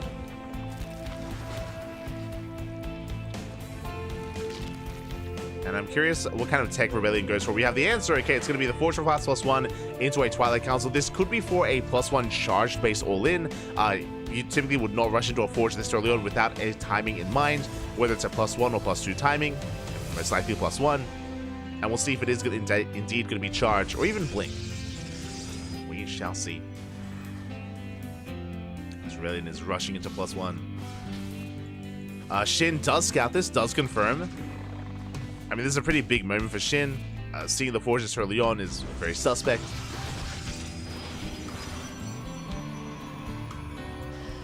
And there it is going to be charged. So it's setting up for a 2-base all-in. I mean, I'm assuming this is going to be a 2-base all-in from Rebellion. Into mass charge lots. And we'll see how Shin does respond. Now getting into Hydra speed. Droning up. Getting up to 2-base saturation for now. Now taking extra gases. And I'm really curious to see how Ling Hydra can defend against this. If this was SE2, I'd be really concerned for Shin. Like, Ling Hydra can struggle quite a lot against these kind of gateway aggressive openers. Especially without Banelings. But we'll see how Brood War Zerg compares. Like, usually you'll need Banelings, you need Roaches to survive this. Here we go. Yo, shout out to Thriving GG. Oh my god, Bappy. God, Bappy God. Thank you so much for the raid. Hope you had a great stream. Hope you had a great ladder session. Get that going. That's welcome, everyone. Welcome to the StarCraft Evolution League. This is a bit of a mod. This is a mod for SE2 that kind of blends together Brood War and StarCraft. StarCraft 2 specifically. Does bring them together. Welcome, as we are indulging in a replay cast. Here we go. The all-in is upon us. Sentry's morphing in. Zalt as well. Shin is researching lurkers, but they won't quite be ready for this. Does already have some good SimCity though. The choke point is real. Okay, Rebellion going for the third. Third should go down. And Shin locked down to his own natural. And again, has no real way of dealing with the force fields with no Ravagers. Yeah, no Ravagers getting involved. Hatchery goes down. Nice pickup. Good start here for Rebellion, and behind this taking up towards Archon production. Temple Archives on the way, Storm, Archons on the horizon. Shin will finish Lurkers, or the Lurker upgrade. Third base being retaken at the gold. And Rebellion will back off. So we're kind of in a weird game state. I mean, Shin did lose a third, but that wasn't quite enough damage here. Shin, he got away with Lurkers. Lurkers now in the way, and we're getting ready for a massive counterattack. Now I do worry for Rebellion.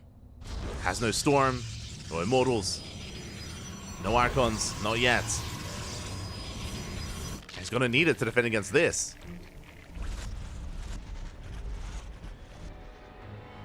So Lurkers are getting ready. First wave of Archons on the way. Shin double expanding. The Lunkers, they're lunking. And here we go, Shin is moving out. Spots the main army. Up! Setting up the Lurkers. Oh my god, we go in! Not like this! A lot of shots going off. Good chunk of Zelts go down. And Shin leapfrogging forward. Rebellion is in trouble. Storm was never researched. Has to rely on a gateway army, a gateway composition.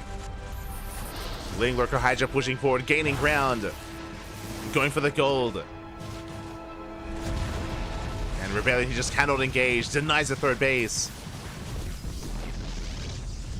Shin rotating around. Does get eyes on the linear third. Getting a better angle. Pushing in towards the natural. Again, no Immortals behind this. The base on the way. The Lurkers are going to be able to overwhelm. Yeah, Rebellion, he cannot take this fight. The Zelts, they melt. The Archons as well. Again, killing the third base earlier was just not enough damage. The prism falls. And Shin can keep on pushing. There is a third, but yeah, Shin should be able to lock it down as well. Should force a cancel. As Rebellion, he's just locked out. He's just zoned away from his own third base. Warpin is denied. The section coming in. Hydras are coming to reinforce. They flank the main army. And Rebellion just doesn't have enough. Not anymore. And the Lunkers, they hold their ground. The Observer. Observer falls, no detection. Behind this, Shin, he's not all in. He's mining through the gold, getting a fourth base. And rallying more Hydra across the map. Disruptor has arrived. Nova goes off. Up. Ooh, takes down one Lurker. Am I crazy? Did it look like? I feel like all three Lurkers should have gone down there. Maybe a visual bug? I don't know. But I'm pretty sure there were more Lurkers within range of that Nova. Regardless. Third base getting up and running. Chat, the map, the memories. Ah, the nostalgia. Yo, who remembers like Zerg players or players in general just like rushing workers across the map to mine through these middle patches to go for an all-in? That was disastrous. That was disgusting. I've seen many like a 13-12 with that occurring. Shaking my head. Looking at you, eggs. Or what was it? No, you would get you'd get a probe across the map. You take a gas geyser, then you can mine through the minerals and gas, and like delete the resources and make your way through that way. That was also a thing.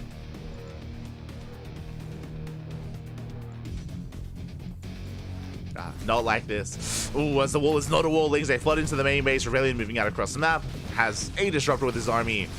Just the one. Not too many lurkers though. First lurker goes down. Ooh, lurkers can be one-shot. Okay, good to know. The Brood War lurker is a little bit more vulnerable here to the Novas. But they're also thinner. I don't know if you noticed. They are smaller compared to SE2. Novas catching another lurker. Decent connections. Meanwhile, Lings, they took down the entire mineral line across the map. 15 probes. 15 probes did go down. Lurker spreading out. Rebellion looking for another angle, getting another lurker. He is trading well, but Shin, he just avoids the main fight. Going for a massive link counterattack across the map. Going for the third base. Oh, going for the natural. No, the disruptor. No, there's a shield battery. There is a shield battery, and with the overcharge as well, the disruptor does survive. We're going off.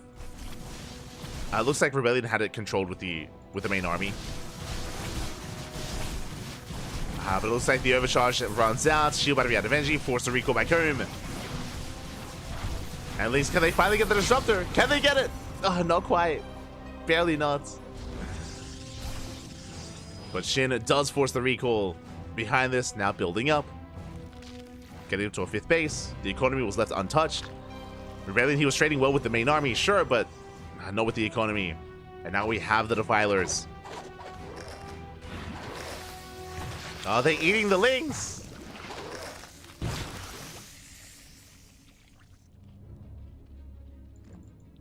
Defilers are here. Of course, they can Dark Swarm. They can Plague. Before that does occur, the lurkers are exposed. Yeah, 2 or 3 of them going down. Nova goes off. Big connection. The Hydras. So far, so good. Massive Novas on Lings, on Hydras as well. Rebellion rotating around. He only has 3 disruptors. Bear that in mind. Novas are on cooldown. Going for the Dark Swarm. I don't think that helps too much here against Mass Zealot and Disruptor, but it's fine. Novas going up. Just zoning away the army once again. It has to pull back. I mean, the Archons are not as able to help with the support as they otherwise would. So let's respect the Dark Swarm. Oh, catching 2 lurkers though.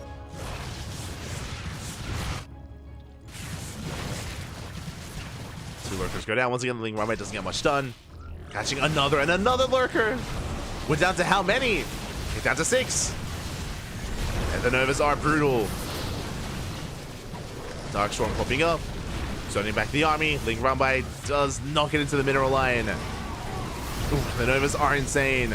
The Lings are getting work done though. And Lings, they break through. They get on top of the Immortal. No more Archons. And with a Hydra Lurker did struggle, the Lings, they're popping up. And the 1 Hero Ultra. Another Dark Swarm. Get on top of the Prism. It's still so close. Rebellion barely holds on. Meanwhile, across the map, finally Lings, they break through the shield battery, break through the cannon. Mineral line goes down, and Rebellion, he's stuck on 2 bases. Stuck on a 1-base economy, barely any mining going on. The Lings, they were the MVP. They punish Rebellion, and he just cannot sustain himself, cannot sustain these losses. And losses Disruptors, the Archons, everything. GG gets called as he runs out of steam, and Shin will take the 2-0. GG. Whew. Oh my god. GG, well played. Oh. Shin does take the 2-0, and Shin is going to be coming in as the heavy favorites when we look at the players competing in the event. I mean, it's hard to say. I would say that Shin, if this was an SC2 event, he'd be the clear favorites, but considering that we're incorporating these other races and Brood War as well, I don't really know how practiced Shin is. Did look pretty solid in this game at least. Rebellion, he was able to hold his own for a time, but I'd love to see more of Shin in this event and see how he compares to everyone else. Would love to see. GG. GG, well played. Is this a new Monday event? This is a Saturday event. Basically, this is interchangeable with KSL. So one week we have KSL, the other week we have SE Evo. Yeah. But this is a replay cast. Just catching up in the chat.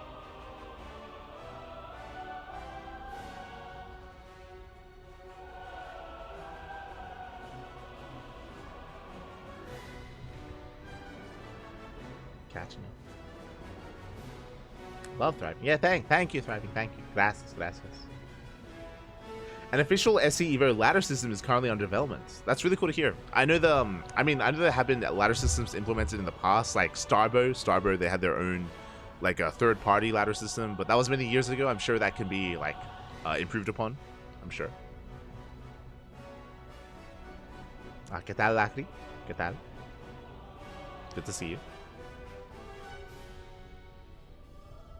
Lackley, were you recently playing with Lorimbo? Am I crazy? Am I thinking of someone else? Maybe.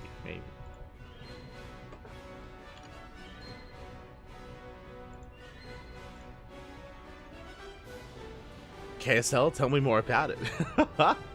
Exclamation mark KSL in the chat. Yeah. We have the command, Pat. We have the command.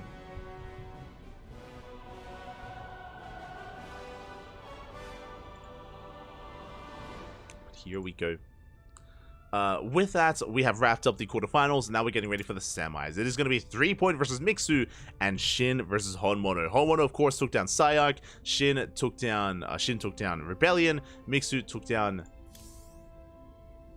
Full Heart. That's it. I was like Cannon Rusher. Full Heart as well.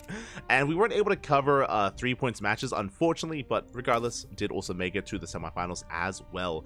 Because of that, we're going to be going on a short break. Going to be getting all the replays ready, and we'll be going over the semis and the grand finals. See you guys soon. See you soon. Happy to see you soon.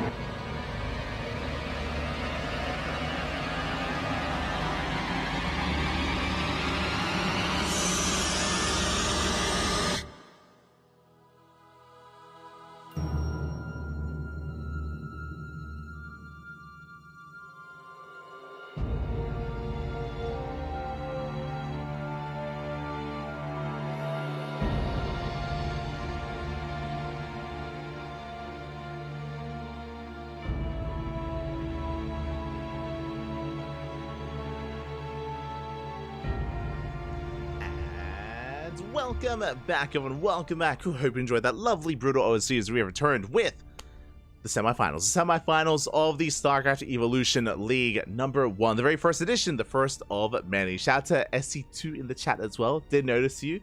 A big part of the KSL. Again, the KSL is also an event that we've been hosting since its inception. Another great way to support the scene, another great way to support the community as well, to help fund and support Korean SC2. And I believe SEL also has a Matcherino page as well, question mark. I know the HSL had one, but I'm not as certain for SEL. Regardless is also going to be held on a bi-weekly basis. Basically 1 week KSL, the other week SEL as well, as I believe Chicken Man and Dave Tessa are also working behind the scenes somewhat on it. Here we go. But for now, yeah, there's a Matcherino page. Hold on, I got you. I mean, it's already closed, but should be a match arena for each event. But regardless, we're here in the semifinals, and we're going to be jumping into Shin versus Homono. Shin, we just saw him take down Rebellion, looking very impressive. Likewise, Homono was hyper cheesy and aggressive against his previous opponent with Psyarch. Whether it came to proxies or mass wraith, he's an animal. An absolute animal. Aye. But I'm ready. I'm ready to be introduced to how they do compete and compare to each other. Let's go. Let us go. Some Korean on Korean action. As we're going to be jumping into Alkyone as game 1.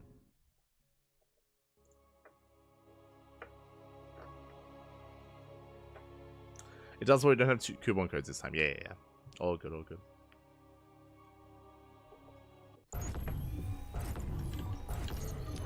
But here we go. We're jumping into our next game and spawning in the top right-hand corner of Alkyone. We have our red Zerg player, the Korean Zerg representing Gaimin Gladiators. It is Shin. And spawning in the bottom left-hand corner, we have the South Korean Terran player, the Blue Terran, representing Team Hyper 1. It is Honmono. Oh, shema, papi, shema. Chen doble, good to see you. Once again, we're cheesing. Let's go, Homono. He's going to be going for a proxy. Not just 1, not just 2, but 3. 3 SCVs, 3 Raxes being sent across the map at the 3rd base location. And we'll see how Shin does respond, how he does compare against the Master Marine that's going to be coming his way. Oh boy, that's going to be a lot of Marines, papi. Let's go. Again, Homono, he is the cheesiest player in all of South Korea. In SC2 at least, and maybe in Brutal as well. Possible. But Homono, he's hyper aggressive, hyper cheesy, does things his own way, has his own style. Can be a lot of fun to watch, maybe not so much to play against. And we'll see how Shin does respond, how he scouts this, if at all. The Overlord should be checking. The second Overlord should be parked outside the natural. Basically going to be keeping an eye on any bunker. If the bunkers get placed, then Shin can respond, can pull the boys, try and deny the bunkers. Otherwise, can be contained on one base and go for a Roach Warren as well. We shall see. As Marines are amassing, we're going to have 3 SCVs as well for bunkers to try to rush into the natural. Homono is set up and getting ready. As the Marines are building up. Shin for now, hatch gas pool, standard opener out of our red Zerg player. He's going to be settling in. You see Homono waiting for his first wave of Marines, and there we go, we pull the trigger. We have our first 3 Marines. And we'll see how quickly Shin can respond and how quickly he reacts. Because it is 3 racks, it is very committed. Very committed here. Needs to get damage done. SCVs are spotted, all 3 of them. 3 SCVs are spotted. Marines going for the Overlord, bunkers on the way. And Shin, he instantly responds with the Gas Geyser with Roach Warren. Shin, he's giving up on the natural. Okay, so Shin is giving up on the expansion. The expansion is going to go down. Bearing in mind, because this is so committed, killing the base is not good enough. And Homono needs more than that. Does supply block Shin, gets the Overlord. Overlord goes down. Yeah, and Homono, he's not happy with the expansion. He wants to go for the kill, go for the main. He's not going to waste his time. Bunkers on the way. The spawning pool is exposed. Yeah, the pool is exposed. Boys are being pulled. They have to be. Spine coolers on the way. And Shin is going to lose a lot of drones here. So Falco stutter stepping. 2, 3, 4, 5 drones going down. Oh my god, this is becoming too much. The stutter stepping. And it looks like Homono, it looks like he's done it. He's dealing crippling damage. Too much damage. 13 drones go down. And there's almost nothing left. The Queen falls as well. Aye. The Queen has fallen. Even though we clean up all these Marines, the bunker is now done. 2 Marines survive as well. And that's too much. That's game. There's 5 drones left. 5 drones remaining. Lings, they do slip out. Ay. GG gets called, and Honmono, just like that, takes game number 1. Whew. GG. Just a really unfortunate placement for the spawning pool because of the spawning pool being so exposed that forced the hand of Shin. Otherwise, he would never have wanted to have pulled the boys. Ideally, Shin did want to wait for his roach one, did want to wait for his roaches. The other thing I can criticize as well, maybe, is how late the Spinecrawler was. Spinecrawler was thrown down as the army was already knocking down the spawning pool as well. So a bit of a later Spinecrawler after the roach warren. As a result, there was so little to work with, and yeah, Shin, who was forced to reveal his hand in a sense. Forced to pull the boys. GG, well played. Just like that, Honmono takes a lead. Oh my god. Does take a lead. Now we're getting into game number 2. Here we go.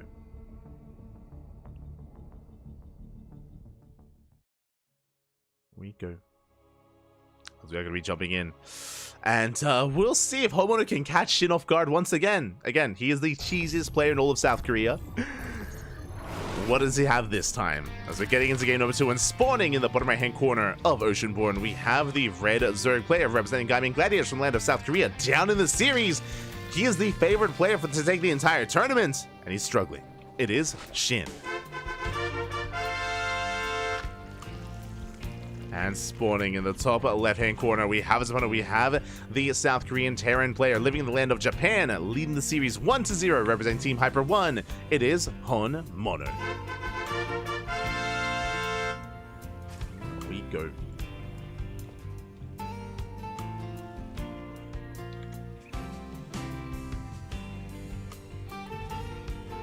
And this time, the SCVs are back at home.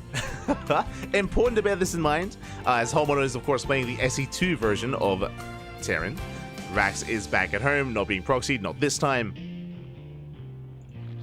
And Shin is going gas pool. So a much more aggressive start from Shin. I don't blame him after what just happened in game 1. With this opener, Shin is going to be able to rush into link speed real quick. So faster link speed for Shin. Potentially faster lair as well, going for a delayed expansion. Unfortunately for Shin, Honmono is going for a more standard opener instead. So Shin is just being a little bit safer in a sense. I mean, I say safer, can get into faster link speed, can go towards a link flood, for example, or again, fast lair into fast hydras. We'll see how Shin makes use of this gas.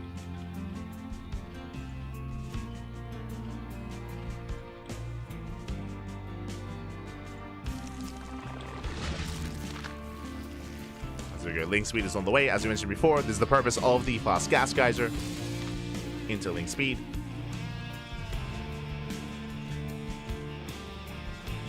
And we're investing quite heavily here. 6 links on the way. I'm curious if we double down and make even more.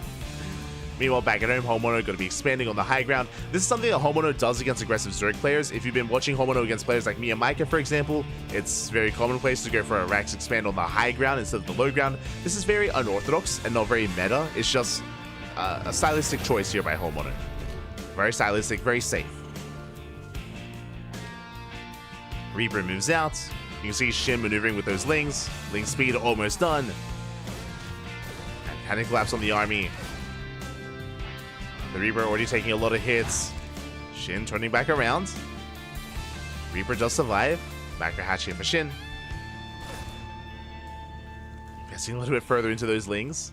And he is indeed going for the fast lair. I was curious. What the gas was going to be spent on. Getting a fast lair here from Shin.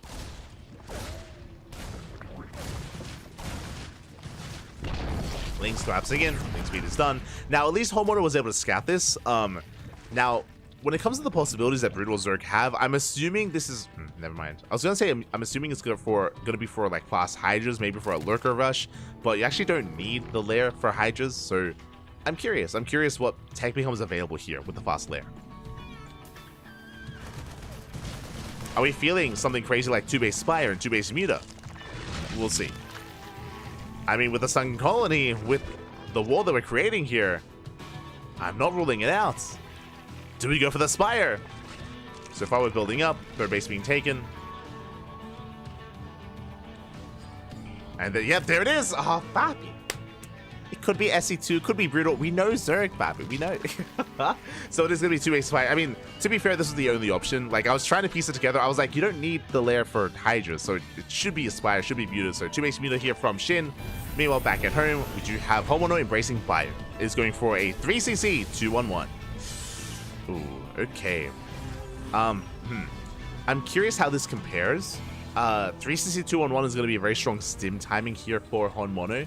And if Shin does cut corners, if he delays Hydra production, for example, and goes Ling into Muta, then I will be concerned for Shin. I will be concerned for him. As the Hydra Den is also thrown down. Interesting. So we're going... rushing into Lung? Oh my god. we're being so tech heavy here. Okay, I mean, hey, we have the lair, so it makes sense. Rushing into Lurker tech. Getting into the Spire initially. Into Mutas to harass, I imagine. And we'll say, I mean, Shin, he's cooking. Let him cook, Bobby. Let him cook. Where are we headed? Where are we going?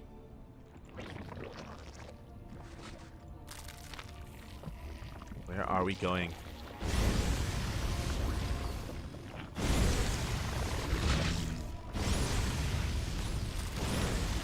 Slings, they hit the third. Earthlord speed on the way. Okay, Scourge, not Muta. Okay, makes more sense. I think it was the last time that we saw this. A couple of games ago, we had the Spire, and I was like, "Oh yeah, it's for Mutas." It's like, "No, it's Scourge." It's like, "Oh, I forgot that was a unit." I forgot that. So it is gonna be Lurker with Scourge to support. Interesting. Okay. Lurker is already being morphed in. Scourge already. And this kind of reminds, honestly, this kind of reminds me of Robo Openers in PvT, where by the time the initial stim timing hits, well, with a 3-rack, for example, the Protoss player will have a Colossus in time. Will have a Colossus in time and will defend and deflect against the Bio push. This is similar where here comes the 2-1-1, and Shin will have Lurkers just in time for this. Is it going to be able to survive and deflect this as easily as a Colossus would, though? We'll see.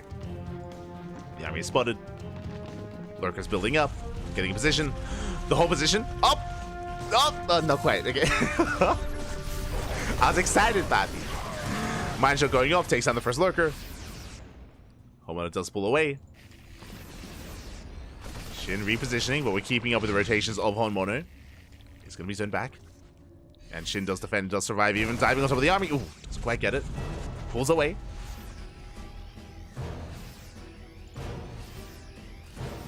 Does pull away, but again, Shin, he survives the initial timing. Homono backing off, getting a third base up and running. Ghost production has begun thanks to the Lurkers, and we are entering the mid-game. We're calming things down. Mid-game is on the horizon. Working towards the infestation bit. Working towards the Phylos, I imagine. And the game will settle. As long as Shin can keep up with these rotations, he should be okay, and the game should progress.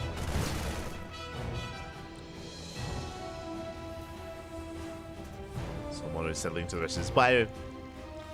Evo Chamber's now on the way. Bearing in mind that because of the lair rush, because of the high-tech composition of Shin, it does mean that the upgrades are lacking or non-existent, but Shin is catching up. Now with the Evo Chambers getting into 1-1.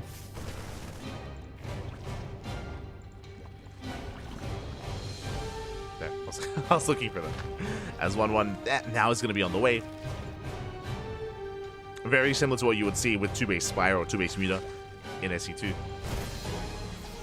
So the downside here means that the army, the Lings specifically, are going to be less upgraded. They're going to be a little bit more fragile, less effective. It's all about the Lunkers. This 2-2 is on the way. Homono pushing in. But once again, the Lurkers are keeping up. The other interesting thing as well, the dynamic between medevac drops and Scourge. Again, the Scourge play a pretty big role here. They deny any kind of drop play. Homono, he has not tried, he has not risked trying to dive into the natural, diving into the main, dropping into the third. Like the Scourge, they pose a really big threat to that. As a result, like this composition or this opener here is just a really strong way for Shin to essentially turtle. Like he's just being very defensive, turtling up. He has not moved out at all across the map the entire game so far. Finally will, but up until the 8-minute mark has just been hyper defensive and has worked out very well for himself. Lings moving out. Back at home, we have plenty to defend. We have Hellbats, we have Marines, we have Ghosts. Lings are poking in, but Homono is looking secure.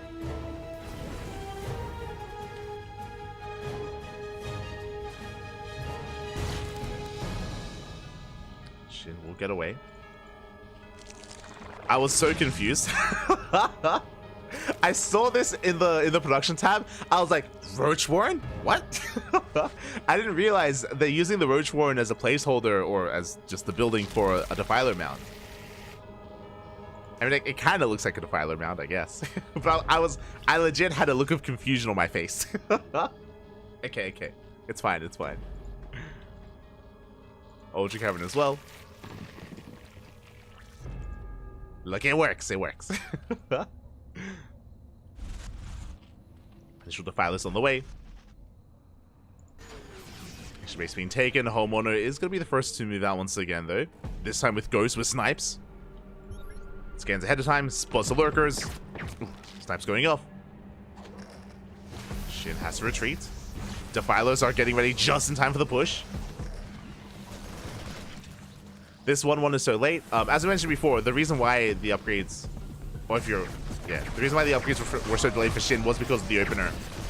Snipes going up. We were discussing about the initial gas opener earlier. Shin does try to collapse in, getting on top of the ghost. Oh my god! Homeowner does overextend.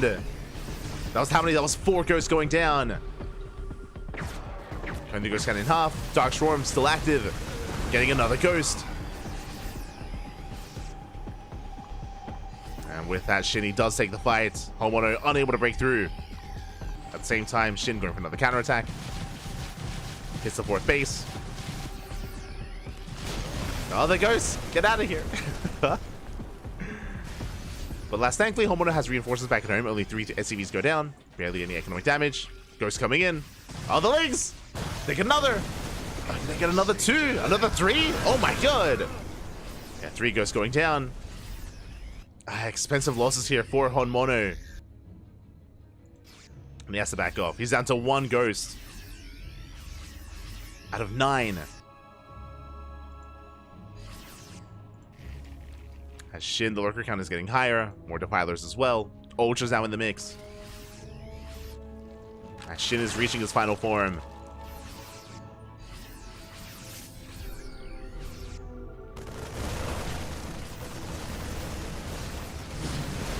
And with this Dark Swarm, we can just blow this army back. The helmets are helping, but... oh my god, the Plague! But Homeowner, he just cannot keep up. Not with this army, not anymore. Not after those brutal losses. It's going to be reinforcing. But soon, Shin will break out.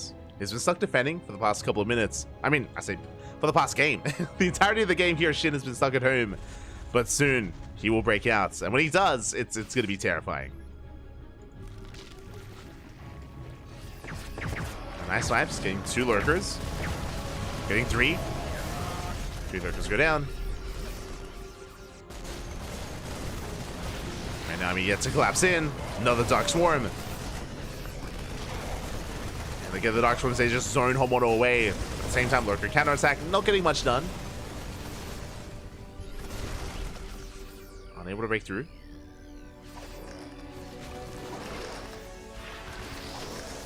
As Shin is maxing out. We haven't seen too many maxed out armies, actually, in this tournament. But we're getting there. Another Dark Swarm. The Ultras, they lead the charge. Oh, the Snipes are brutal, though. Oh, my god. Snipes is still good. Not just against SC2 units, but against brutal units as well. Those Ultras, they melted, Papi. Oh, my god. Where's that ghost? We need the ghost copy pasta for Brood War. That's what we need. Sniping another Defiler as well. Again, Dark Swarm is good, but Snipes, they don't care about your Dark Swarm. They one-shot you anyway, Papi. The Dark Swarm does nothing.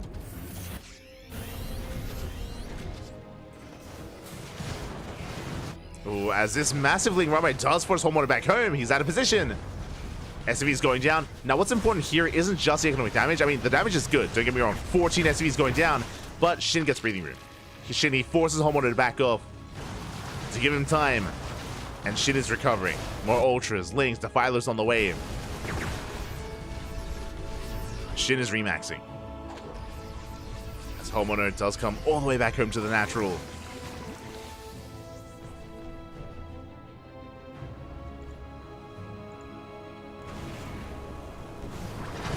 Shin and going for the planetary. Ghosts coming in, just the two. They catch a defiler. Oh, but the ghosts are going to go down. Yeah, better engage here for Shin, and he's going for the planetary. Can he get it? Ah, not quite.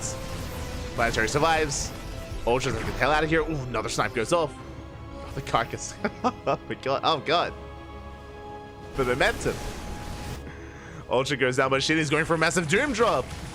And once again, Homono out of position. We're going for the natural, going into the main. The lack of sensor tower here is really crippling. Or, yeah, crippling Homono. It's killing it. And Homono, this time he doesn't turn around. This time he commits. He's like, I'm done, Bobby. I mean, he's down to 35 SCVs. Homono, he's all in. Completely all in here. And can he break through? He's got Blue Flame, shuts down the Lings, catches an Ultra. Defiler not ready. Oh yeah, the snipes are insane. Big snipes going up. Down to one lurker. Sorry, two lurkers. And it looks like Homono might just have too much. Yeah, snipes every single high-tech unit. There are just too many ghosts. And Shin cannot deal with this. The snipes. Oh my god. The Ultras, they do nothing. As the natural has been broken. Again, Homeowner, he has nothing back at home. But he is getting into the main. Getting some of the tech as well. The fire look down goes down. Lurker gets sniped. And back at home, Homeowner, he's even holding onto the production. He holds onto the main. He's safe back. Ultra gets denied, going for the tech. Now, Shin still has all these bases, and Shin has mining. He has an economy, he has mining. He is, never mind. I was gonna go on a bit of a copium tangent and be like, yo, he can still make Lings and Ultras. Maybe he can hold on. Nah, papi, nah. GG, well played. Honmono takes the 2-0 over Shin. GG, let's go. GG, well played. Shin was doing a good job at, of course, crippling the economy and forcing the all-in, but Homeowner had reached his final form of mass ghosts. Of course, not just ghosts, but also hellbats to support as well. It's really interesting to see. Winding it back a little bit, what I find really fascinating is the way that the SC2 army compositions have to adjust. For example, the Hellbat, right? There were so many Hellbats being incorporated there, which is often not really seen in SC2 compositions because there's no need to, just because of the power of the Baneling, of Ling Bane, right, against Bio. But there are no Banelings for Brood War Zerg players. And on top of that, I believe Hellbats can still get damage done in Dark Swarms, right? Because Dark Swarms, they force melee damage. I could be mistaken, but I think Hellbats do melee damage technically. So again, they have like multi-purpose there. If not just that, then just protecting the Marines, right? Because there are no Banelings, winding it back to that again. So yeah, it's just really cool to see SC2 Terran players adjust to that, and oh, beautiful. GG. Doesn't block melee, splash and spell. Yeah. So like it's so because of that, like they suddenly Hellbats even suddenly become a little bit more viable here, where otherwise they get phased out, right? In SC2.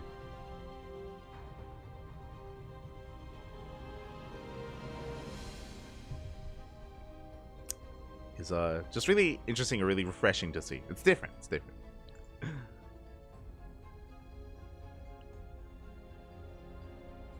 It's catching up.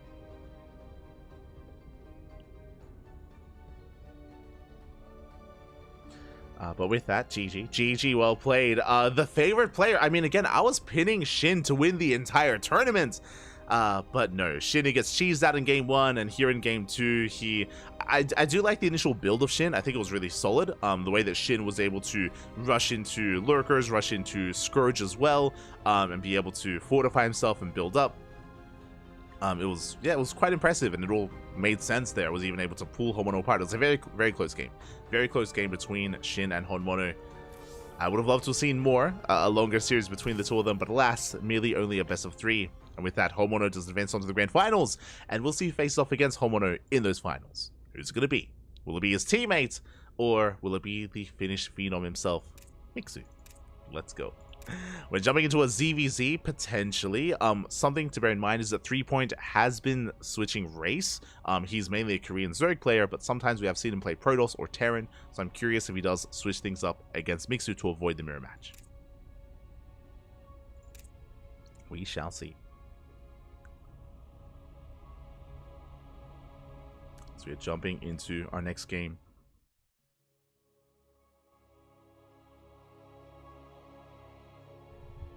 We go. Race switching banned. Oh, okay. I see. Thanks for letting us know. I think that's a new rule for SEL, but apparently you have to commit to one race, only one. God, hey, Pappy, when are you gonna tell 3-Point to make his name a name in game? God damn it! Every single time. Spawning in the top right-hand corner of Retro, we have the Red Zerg player from the land of Finland, representing Berserker Esports. It is Mixu.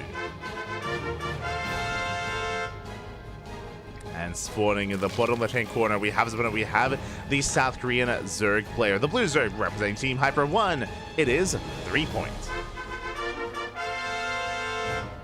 Is it really, though? Is it really 3-Point? How can we know? He's a barcode. I'll fix it up. God damn it. Every time. Esther 3-Point. Bam. There we go. Okay.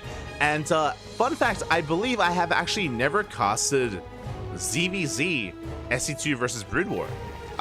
We've been covering quite a lot of this mod over the past couple of weeks and over the past month. But yeah, this is a mirror matchup that is typically avoided, especially considering the previous rule set for the HSL. I do think that players were avoiding ZVZ. I could be mistaken there, but I think maybe 3-Point was intentionally switching to other races to avoid it. So yeah, I'm interested. I'm excited. I'm curious to see how the dynamic plays out, considering, you know, we have Banelings from one end and just purely Ling Hydra for the other. We'll see.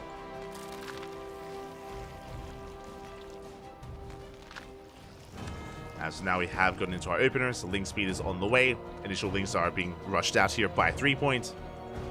And because of the initial opener here, 3-Point will have much faster link speed compared to his opponents. He can make use of that. Mixu moving out. Does move out across the map. Macro hatch on the way. With this faster link speed timing, I'm curious if we might just link flood straight up here for 3-Point. We'll see if he does continue link production. Well, now dancing with the links. Leading out a couple of them, though. Yeah, trading 2 for 2. Oh, 2 for 3. 3-Point. There we go. Trading evenly here with Mixu. But 3-Point, yeah, he's link flooding. He's just making nothing but links behind this. It's going to be a straight up link flood here. And there's going to be a window where 3-Point has link speed and where Mixu does not. Ay. Not like this. The Queen will help support. But the flood is coming. Behind this, we're droning up. Okay. 3-Point is running behind this. Waiting for his reinforcements. More links moving out. Link speed kicks in. Bathing nest on the way here for Mixu.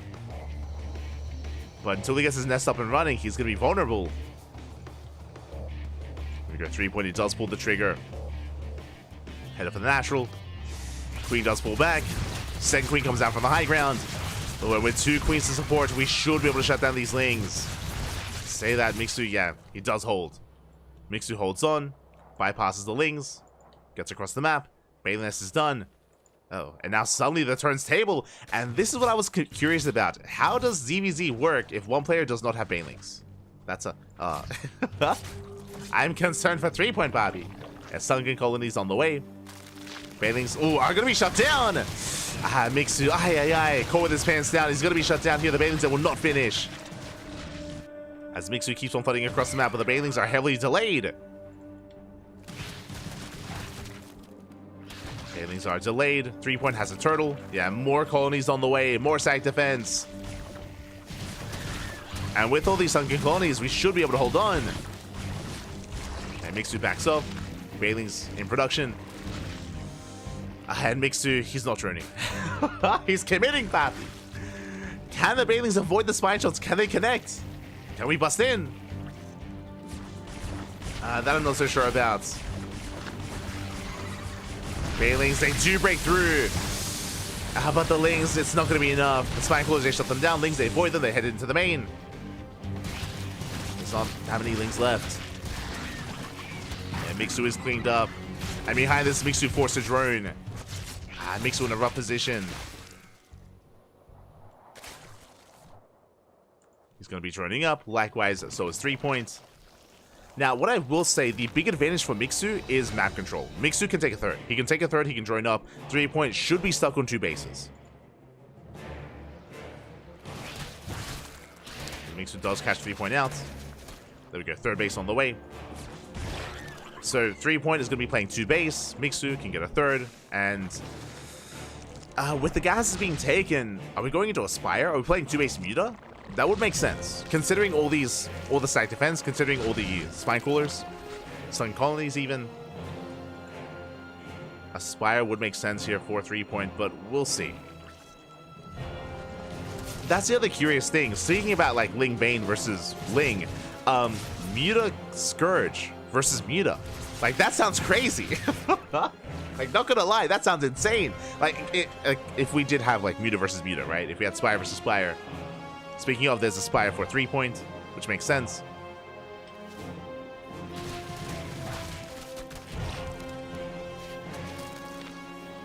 But this makes me want to see more ZVZs, like, between Bridwar and SC2. Because there's so many of these, like, little dynamics that, like, sound crazy to me, and I'm curious, like, what the solution is.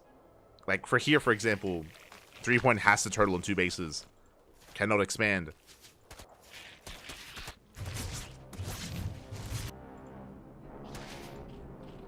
Just getting to the Spire. Mixu for the time being unaware, getting to his own lair. Ooh, Bathing Tails connect.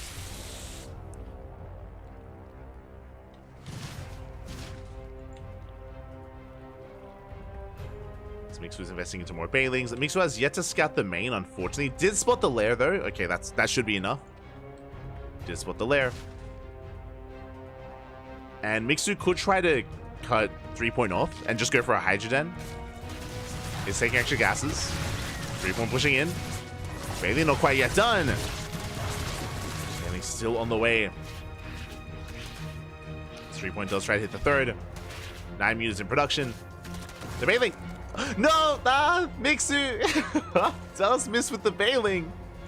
We were denied a juicy connection. It was so well set up.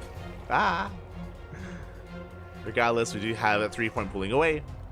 Ooh, Roach Warren, Mixu, he's not aware what's going on. He's now checking, he does see all the gases. He now knows, but is it too late? The mutas have arrived.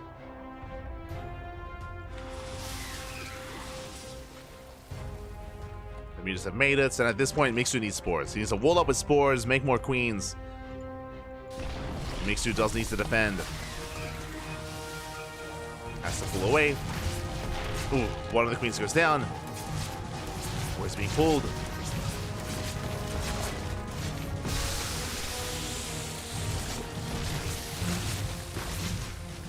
Which we have? Oh, we do. Okay.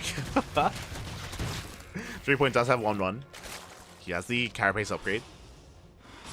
Mutas again map control, shutting down these Overlords. Overlords are falling. And Mixu, yeah, he's just stuck with Queen Spore. Hydroden now on the way, but it's going to take a while here for Mixu to break out. And another Queen goes down. Another Queen, and another almost falls. At the same time, 3 point hitting the third base. Mixu's in position. Mixu's ready for it. Big Bathing connection as well, but the Queen goes down. This third base is looking vulnerable. Meanwhile, the mutas, they have the Roach Warren. They take down the Spore as well. Just barely trading a muta for a Spore. Roach Warren falls. And they can even go for the Hydroden. Oh no, not like this. The Hydroden's under fire. Not the Hydroden. And how many queens do we even have? 2. Only 2 queens. That's not enough. The Hydroden, it's going to go down. Ay, ay, ay.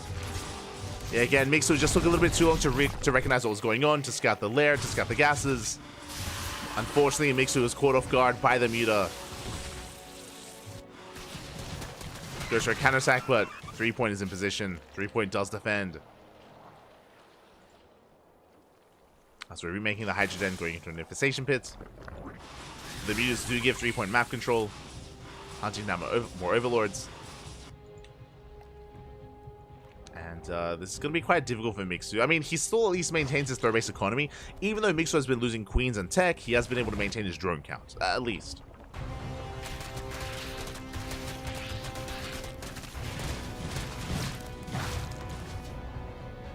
And from here, Mixu is looking to go into Hive Tech or just Infestors. I'm curious what the plan is.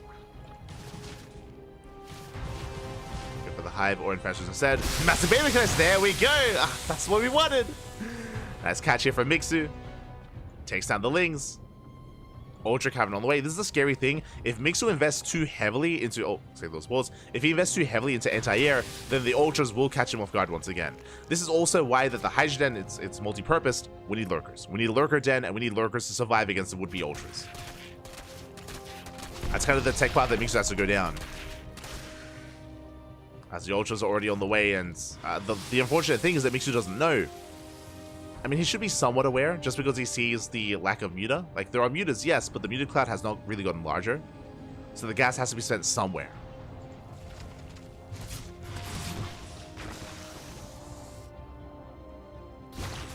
The gas is being spent somewhere else, and Mixu, he still does not have the Lurker Den. Lings, they get into the main, drones are going down. Finally, some economic damage. Oh my god! They wreak havoc, 6, 7, 8. Oh my, 7 drones going down. 9 even. Even catching a Hydra. And I'm sure 3-Point is feeling good about this. He scouts, he sees the Hive, but doesn't spot any Lurker Gen whatsoever. So it's just Ling, Bane, Hydra, and here come the Ultras. Basically, 3-Point is one step ahead. Just one step ahead.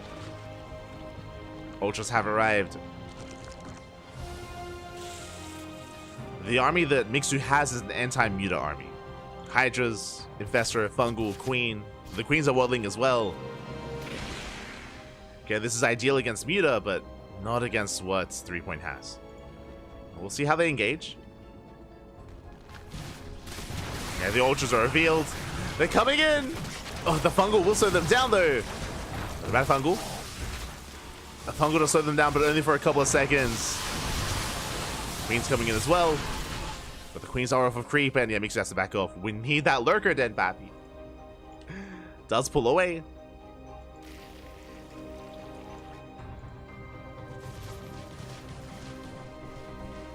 Likewise, no, the Queens are caught out. Oh, that's brutal. The Queens are off of creep. They're getting caught out. Massive loss here for Mixu. Losing every single Queen.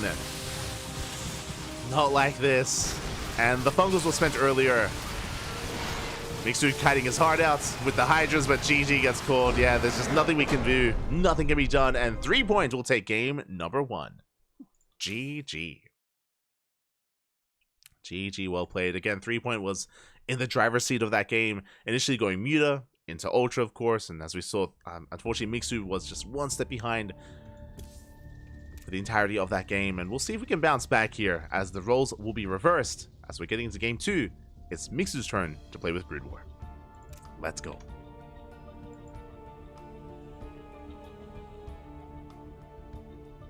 Here we go.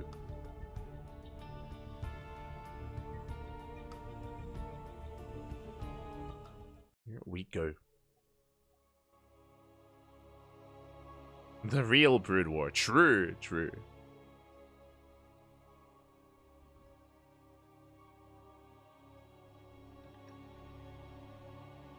Go to edit the race. Oh, it should be good.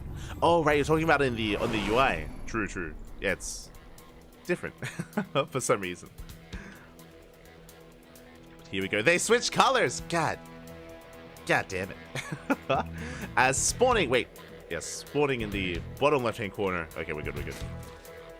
They did switch colors. In the bottom left-hand corner, we have our Finnish Zerg player, the Blue Zerg, representing Berserker Esports. It is Mixu. And spawning in the top right-hand corner, now the Red Zerg player from South Korea, representing Team Hyper 1, leading the series 1-0. It is 3-Point. I'll get on it, don't worry. 3 points. Momento. Bam. Beautiful. Here we go. As 3-Point is going hatch first, so is Mixu. We're calming things down. As a reminder, 3-Point did have an earlier gas timing in Game 1, and was able to make use of it, but last here in Game 2, both players are going for their standard openers. Hatch should be into gas, into a spawning pool. We're calming things down. And again, I'm really curious to see how Mixu does approach this, considering he's up against Ling Bane. In my mind, what makes the most sense is to wall up and play 2 base. That just makes the most sense here. Oh wait, what? Am I crazy?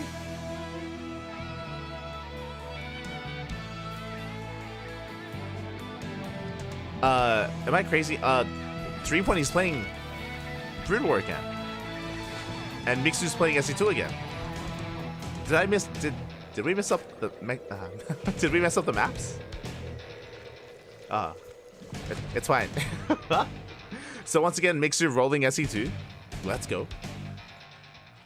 Might have messed up the ordering of the maps, but it's fine. It's fine. Don't worry about it. I got you being taken.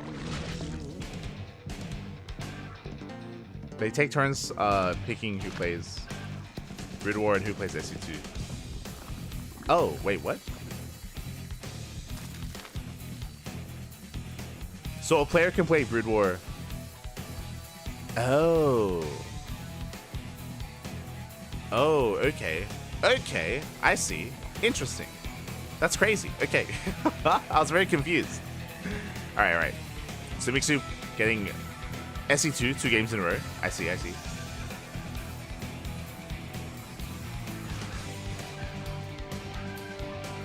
I see, I see.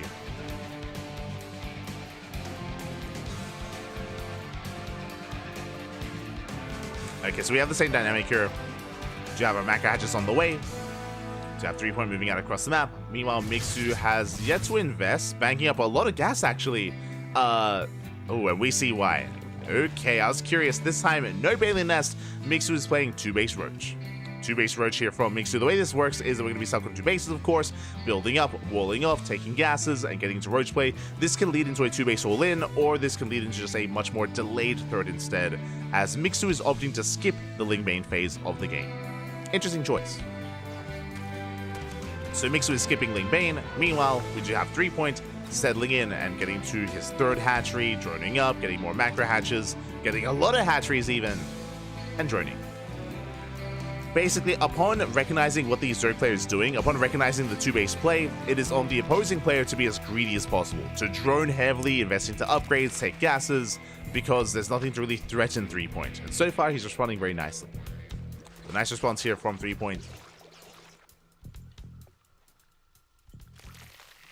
We'll be able to drone up, +1 carapace, making more workers, getting the 3rd base saturated.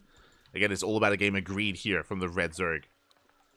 Meanwhile, Mixu, he is going for the all-in. He's hiding his lings. +1 carapace on the way. It's going to be the solo build. Let's go. Now, I still stand by what I said, and there's a reason why 3 is only droning. Again, upon seeing what's going on, what he should do is be greedy. But what's happening here?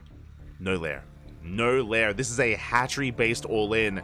Very committed here by Mixu, and his goal here is to catch 3 being too greedy with his pants down. Okay, so far so good. As 3 is investing into... Still droning. Oh, still droning up back at home. 3 has yet to piece it all together. No Overlord Scout into the main. No Scout into the main base, and here we go. Mixu, he does pull the trigger. Moving out with Mass Ling Ravager. Is moving out. Now 3 knows. And is it too late? Is it too little too late? Back at home, colonies being thrown down. Getting ready with outside defense. He does need those sunken colonies. As Mixu does flood in. The Sim City is brutal, but here come the Ravagers. And that's how you deal with those sunken colonies. With those Biles. With the Ravagers. And they're coming. 3rd base under fire. 3rd base is surrounded. Ravagers are a bit exposed. Oh! Can we get on top of them? First Ravager gets surrounded. Yeah, big pickoff. 1 Ravager falls. That means that many less Biles. But the 3rd base has fallen. Getting the 3rd base is nice, but Mixu needs more. He needs more than this. He needs to go for the kill. The hatchery will fall. Ravagers morph in. 3 trying to catch reinforcements. Goes for a counterattack. And the Spine Call is finished. Well, the Sun... You know what I mean. The Sun Colonies, they do finish up. It looks like 1, 2 of them going to be piled down. But the choke point is brutal. And 3 he holds. 3 he is holding on. Catching reinforcements, catching more lings. Ay, ay, ay. And time is working against Mixu. Does bust in. The piles, the value. Almost gets both. We'll focus him down, targeting down the Hydras. Gets one, gets two, gets all three Hydras, but the Lings will shut down the Ravagers. A massive cleanup. 3-point is holding. He shuts down the Ravagers, and what is there left? Only Lings. And 3-point, he still has a third hatchery. And Mixu is just running out of steam. Has been droning up though. Bailey Nest on the way. Lair as well. Mixu trying to transition out of this. Goes for a third base as well. He's still in this, but he's behind in tech. He's behind in tech. Mixu checks for a third. There is none. Or checks for a fourth, I guess. 3-point going to the third base of Mixu. He's looking for the surround. Doesn't quite get it. And going for the roaches. And we'll get two of them. Not bad. Oh, gets one. Gets a roach. Gets a handful of queens. More Lings flooding across the map. And without Bailings, there's no way to hold this. Not like this. The queens go down. The roaches as well. And 3-point, he overwhelms. He's breaking on through lurkers in the face of Mixu. The lunkers, they're coming. Gonna be burrowing in. Boys are being pulled into the... Oh, God. Don't pull the boys. Not like this. As the lurkers are pushing forward. And 3-point is overwhelming at the same time. Mixu is in the main base though. Drones are going down. But this main army cannot be dealt with. Yeah, no, sure. There's no way to deal with these lurkers. Overseer has morphed in. The Lings did get a lot done though. But GG gets called and 3-point. He takes game number 2 in the series 2-0. GG.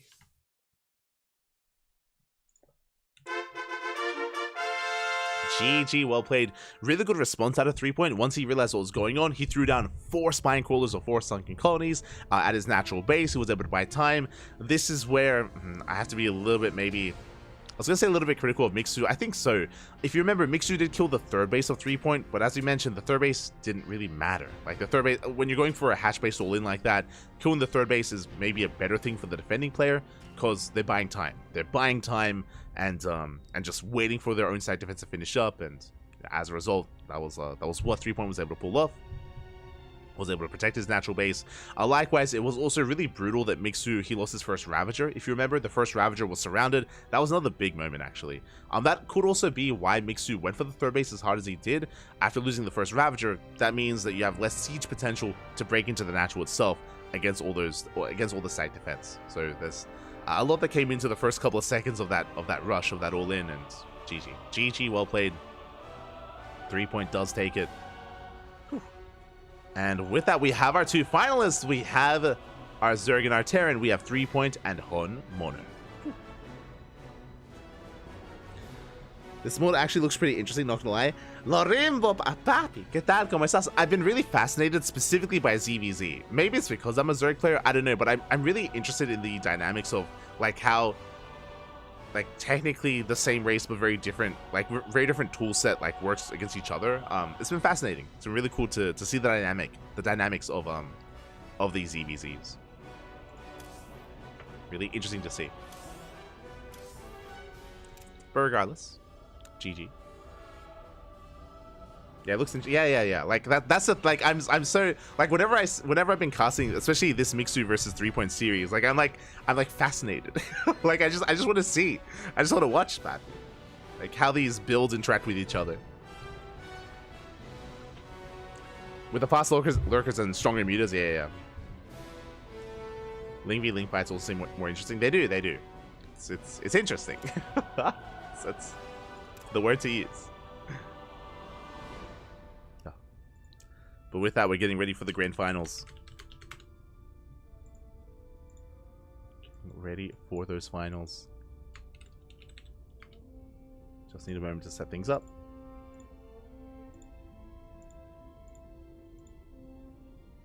Here we go. We have a 3-point versus Hon Mono in a Zerg versus Terran. Both players on the same team. Both players being teammates, of course, have been investing quite a lot of time into this mod, and we'll see how they compare to each other. Let's go. What is the prize pool? The prize pool is 350 USD. Pretty high. Pretty solid. It It is, I believe, 175 for first place, 87 for second place. And top four get paid out. Top 4. So it's pretty hefty prize pool.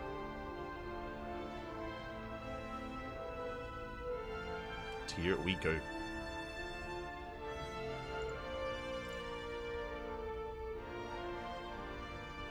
Yeah. Extra money for random participants. Yeah. We always appreciate that. Spread the love, baby. Spread the love. So we're jumping into game 1. Going to be on Golden Aura.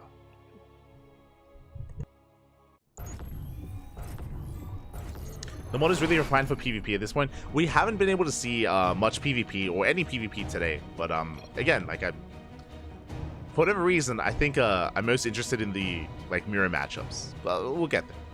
Regardless, we're jumping in and spawning in the bottom right-hand corner of Golden Wall. We have the South Korean Terran player, the Red Terran representing Team Hyper 1. It is Hon Mono.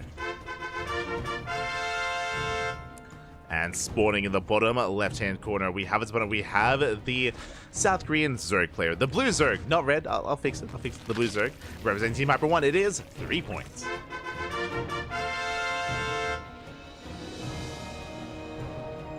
There we go.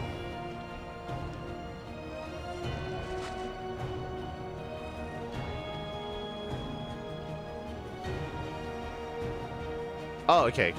Player versus player, I see. Oh, good. I thought we were talking about Protoss versus Protoss. I understand. As we are going to be settling in, again, a bit of an older school map, leading into Golden Wall. Do love to see it.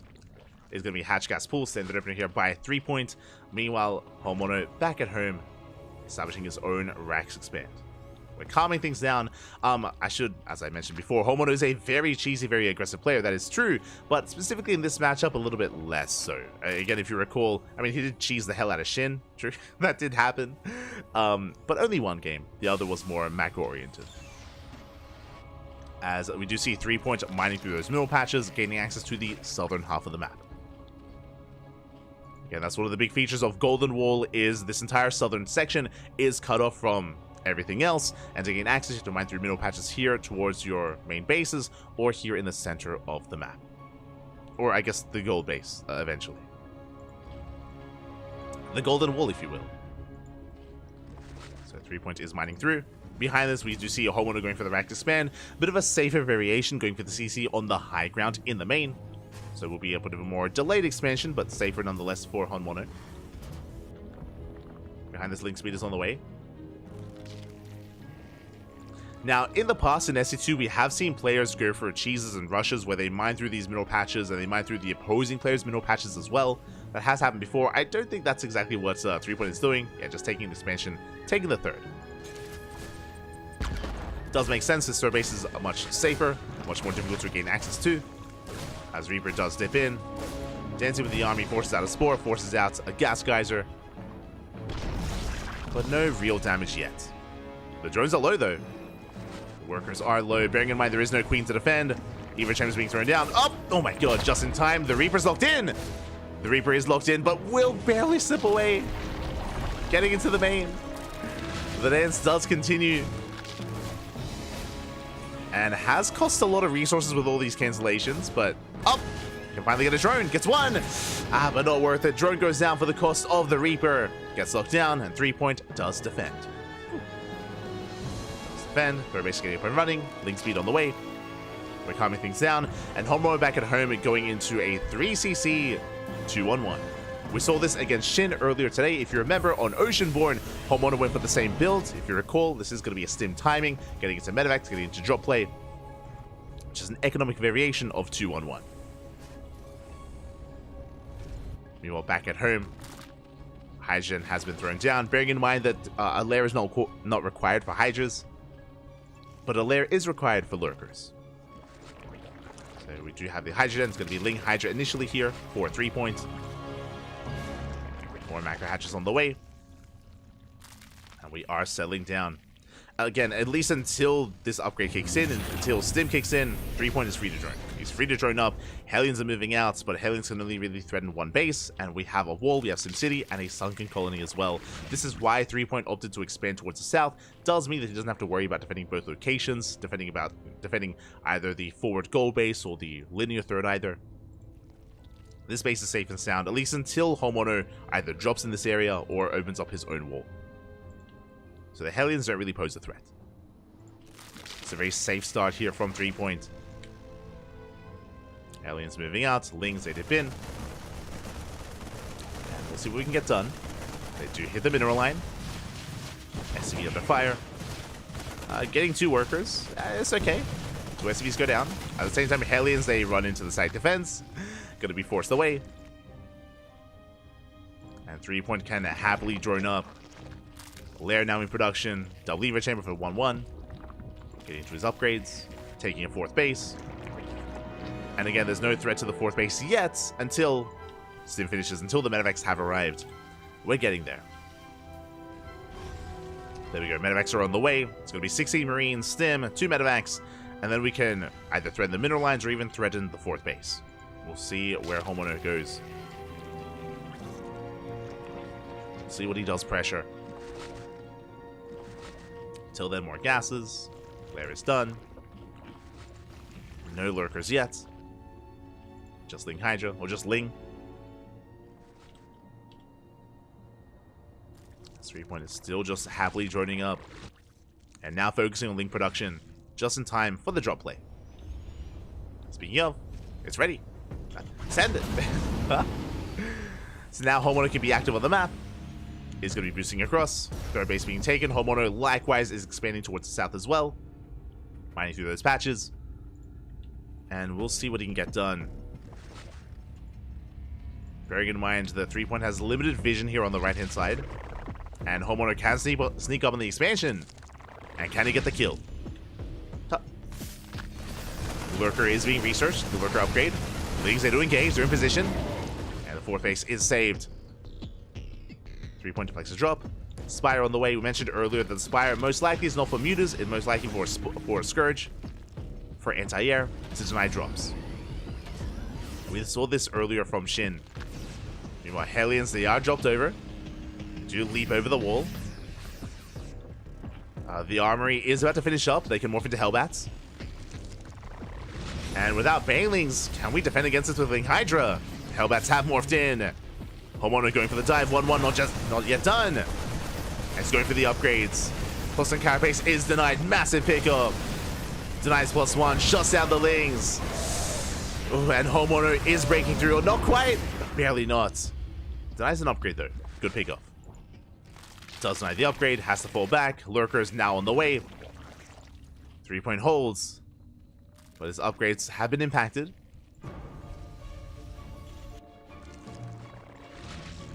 Behind this, replacing that Evo chamber. Spire almost done. And now we can embrace the mid game. Wait, we can calm things down. Can embrace a longer game.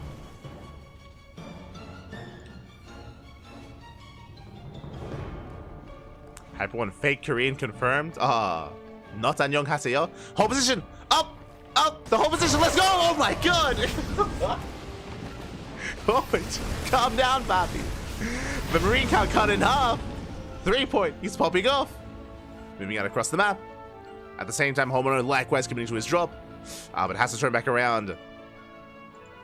It does turn back. 3 hitting the 3rd base. And Homeowner has nothing at home to defend. Has to pull away. Ghosts have arrived. Ghosts have made it. Going for the snipes. First lurker goes down. Gets 1. Not the second though. Just the 1 lurker. And the factory falls. Depots as well. The Scourge, they shut down the medevacs. No shot. The medevacs went down. The Scourge, they popped off. Banelings in the sky. You can see here on the units lost tab, the medevacs did fall. Ay. They're cracked, Papi. They're crazy. And with that, Homeowner deployments and supply down 50. And 3 is pushing in. I was convinced I was living in Chile for a good 6 months. Why though? What would indicate I'm in Chile? What are you talking about? Este el Rainbow. As lurkers, they do push on forward. Nice snipes on the Scourge. Likewise on lurkers as well. 2, 3 lurkers going down. 4 lurkers even. Nice trade here from Homono, but Lings, they sip into the middle line. Dragging him away. I think I watched that live. Yeah. Este el Rainbow. Shaking my head. I'm not even Chilean. God damn it. As Homono, he does hold, stuck on 3 bases, but does take some better trades. Again, the ghosts they popped off. If you were here earlier for Homono versus Shin, I recommend the VOD. It was a crazy series, and we really got to see the power of the ghost. As Homono, he's holding at least. Doesn't have the ideal economy, still on 3 bases. Meanwhile, 3 point just mass expanding, going towards the north. More hatcheries, more workers. On 89 drones even. That's a lot of drones. Ooh, but does need to open up this attack path, as his army is on the other side of the wall. Uh-oh. Going for a counterattack. The wall is up. More Sunken's on the way. Lings, they hit the natural. Voids being pulled. Scourge, they don't shoot down, unfortunately, but, you know, they're helping to support. Yeah, with the repairs, the Lings, they do nothing. Force back. 3 point pushing in, but running into the main army. Yeah, has to back off. Homono, he's holding, but it's all about Homono expanding, taking another base. Can he take a 4th? Can he expand? I don't quite recall why Chile specifically. Este lo Rainbow.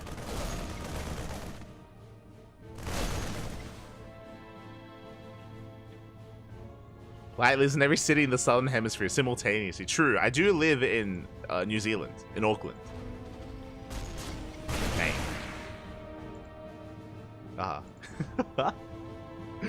So now we just see the hive has completed. Defilers on the way. Incorporating smoke out. Oh, the lurkers! Oh my god. 3 point overextending. Bleeding out lurkers. At the same time, still wants to break through, but the Lings, they don't quite achieve much here. The wall is still solid. Without Bailings, we cannot bust in. Lings have to retreat. And they have to go the long way around. Ay, ay, ay. Mine through the minerals, papi. Por favor. But again, with the arrival of these Defilers, we have a little more potential to break these positions. Darkstorm, it's pretty good. It's pretty good. While more lurkers being caught out.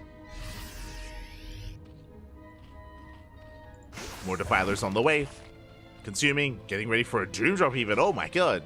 Okay, let's go. Drop Lords are set up. And 3 point is maxed. Meanwhile, Homono has been stuck on 3 bases for quite some time, now finally taking a 4th, or at least attempting to. 4th CC's on the way. Rotating over, 3-3 about to kick in.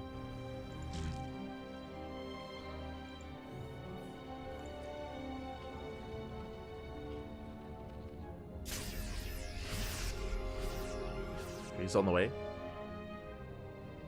The files are so enormous. They're pretty big. They're big boys. Look at them. They're bigger than the lurker.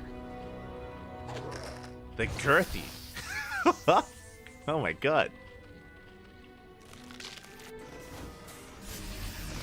Someone is pushing forward, gets within the mineral line, punishes the gold. And here comes 3 point. Oh! It's gonna be punished though. Big snipes going off. Meanwhile, the Defiler drop. Let's go. Defiler's coming in. Ooh, going for the Plague. Plagues do connect, but the Hellbats, they hold their ground. The Lings, they melt. In a matter of seconds, the Lings, they just cannot touch this army. Snipes going off. I mean, the ghosts are low. The Plague doing its job. Plague doing so much damage, but alas, snipes, they still trump these lurkers. God, they're so low though. Ay, ay, ay. Plague is insane. Just sneeze on the ghosts, papi. Sneeze on them. Snipes going off. Your Lings have remaxed. He's going for the tithe. He's going for the ghosts once again. Can he get them? Homeowner sniping, heading away. EMPs do connect. Another Plague on the main army. Yeah, the Lings, they collapse on the ghosts. Oh my god, getting one shot. Ghosts have to get the hell out of here. 3 Point chasing him back, going for the third. Lurker's in position. Oh my god. Ghost going down. And do we have another plague? We have one. Up! The snipes! The snipes come in! Yeah, the Defilers, they're out of energy. They're going to be forced back. 20 SCVs go down. Now what's important here is that even though Homeowner does hold, he's still on 3 bases, still no 4th expansion. And meanwhile, 3 Point is just drowning in money. He has 2,000 minerals and 2,000 gas in the bank. He's so rich, Faffy. He can just keep going. He can do that again. Homeowner cannot. Homeowner, he plummets in supply. Still no expansion. Still no 4th base. That's all he had. And it's being contained.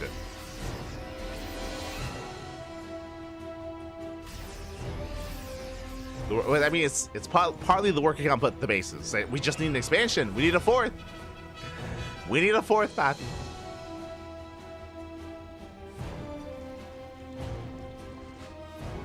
That's 3 points. Making 17 more drones. Let's go. Drop towards the natural. Dark Storm being thrown down. Because. Oh, it is going to be a one-way trip, though. As the Ghost will shut down the Dropper Lords. And we don't actually get that much done. The Ghost Academy does fall, though. Down goes the Ghost Academy. Army gets cleaned up. Let's go. Guardians on the way. The Brood Lord. Let's go. Kind of awkward to say that. The Guardians. Similar to the Brood Lord, they only shoot down. They don't shoot up. Or they don't shoot vertically. Just down. The Guardians have arrived. Meanwhile, 3 points is on the other side of the wall, and because of that, these northern expansions are exposed. Homeowner pushing in. 3 Point has to respond.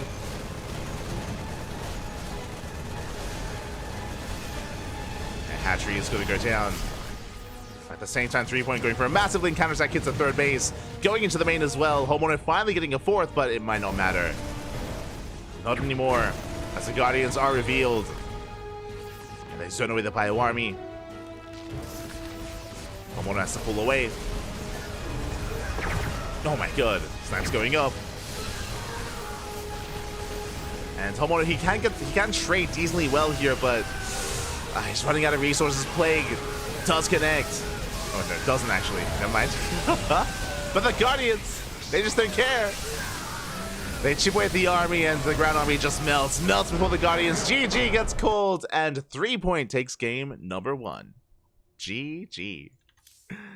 Very chaotic game, some explosive moments scattered throughout. But last, Homeowner eventually ran out of steam. He had no 4th base, had no 5th base. He was stuck on 3 bases for so long. He couldn't maintain his losses, couldn't maintain his trades, and eventually was overwhelmed. GG. GG, well played.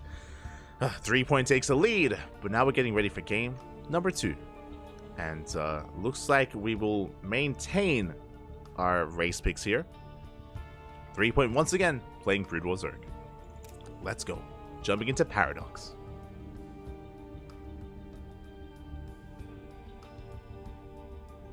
My first time seeing Guardians, both in competitive SC Evo and Brood War.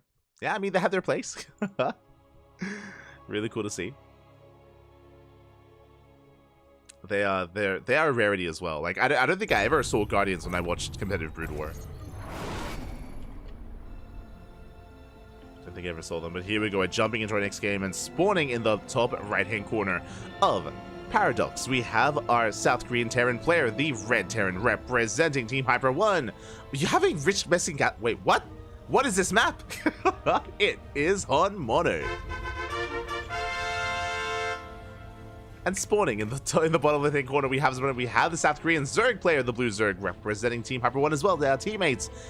Leading the series 1-0. It is a 3 point. We go.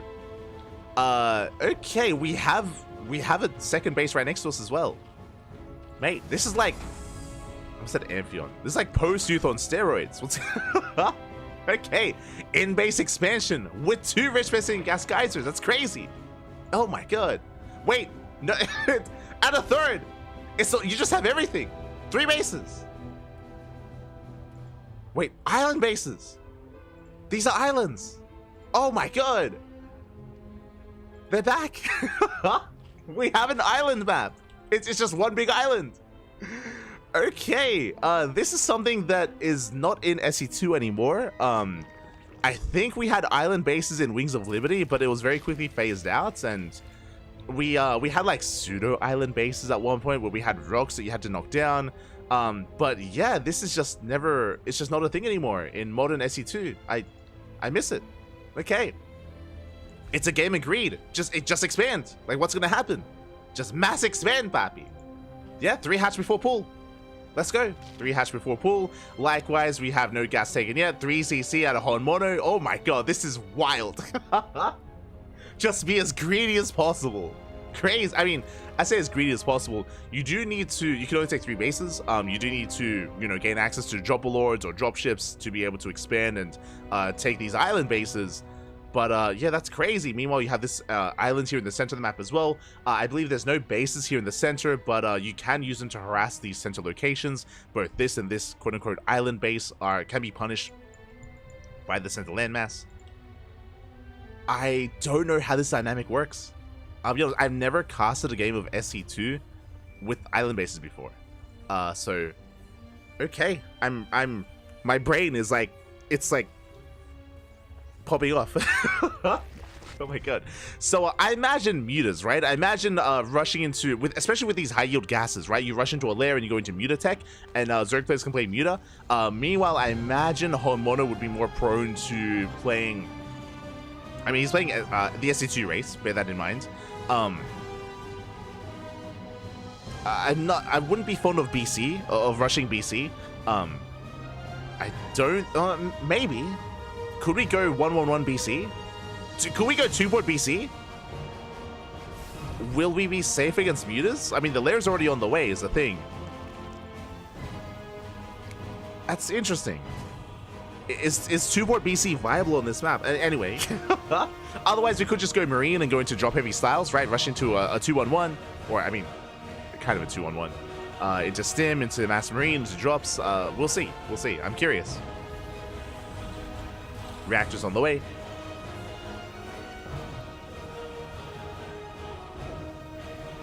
I just want to point out, if either player today drop at 4 minutes, their opponent would be dead. It's fine. It's fine. Don't worry about it. 4 CC on the way. That is the initial starport. No tech lab, no add-on swap. I'm feeling fusion core. No, not double armory. Okay, double armory. I imagine for ship weapon upgrades and vehicle armor as well. Going for the add-on swap. Going for Viking, mass Viking, or mass lib. It's gonna be Viking, right? Yeah. Okay, we're going mass Viking. Second starport as well. No eBay. But we should be working towards the second starport, right? Question mark. Meanwhile, it is going to be Spire. It's going to be mutas from the Zerg player, which makes sense. I say that Hydra speed on the way. Okay. Spire maybe just for Scourge. Yo, there's so much going on right now. there's so much to take in. Yeah, okay, so it's mass starport. Yeah. This makes sense. I was leaning towards 2-port BC, but mass starport Viking, sure, right? Makes sense. So 3 starports going to mass Viking. There it is, ship weapons on the way. So Homono's going Sky Terran.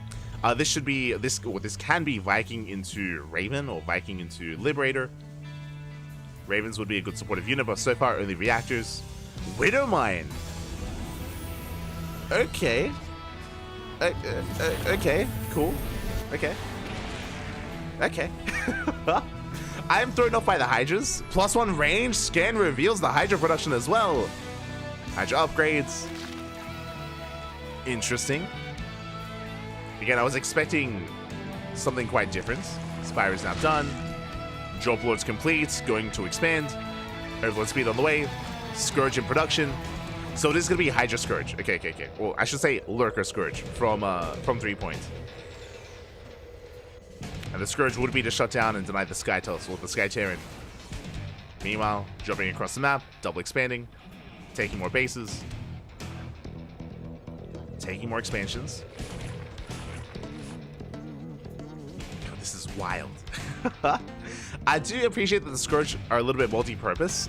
They can move out across the map, they can threaten air units, that's true, but also scout as well, more importantly. As the scan revealed what one player was doing, but 3 points in the dark, he hasn't seen anything really. Oh, never mind. He did see double armory. Okay. He's got a good idea. Did see the armories with the Overlord. Widowmines are set up. Oh, speaking of, Scourge being shut down. The mine shots up. Oh my god. Calm down, Pat.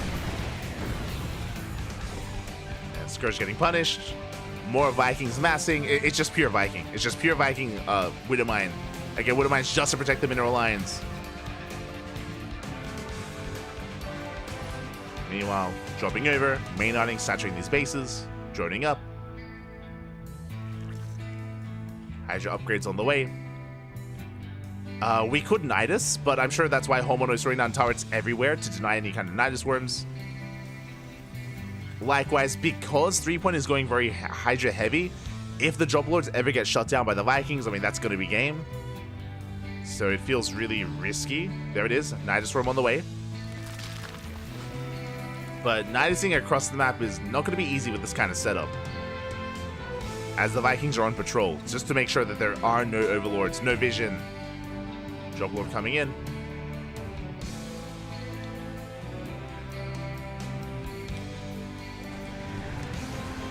We can throw down the Nidus. Get it up, Pappy. Okay, Nidus here at some of the fringe bases. The drone coming in for a scout. No, the mine shot. Mine shot going up. Okay, so we have Nidus worms at least to connect bases, to reinforce. Drop on the right hand side. We attempt to expand, but there's already a CC. 3-point trying to be cheeky, trying to take the bases of Honmono. Sensor tower on the way. More Scourge. Another Nidus. And the main army is 36 Hydras. And we're going for the drop.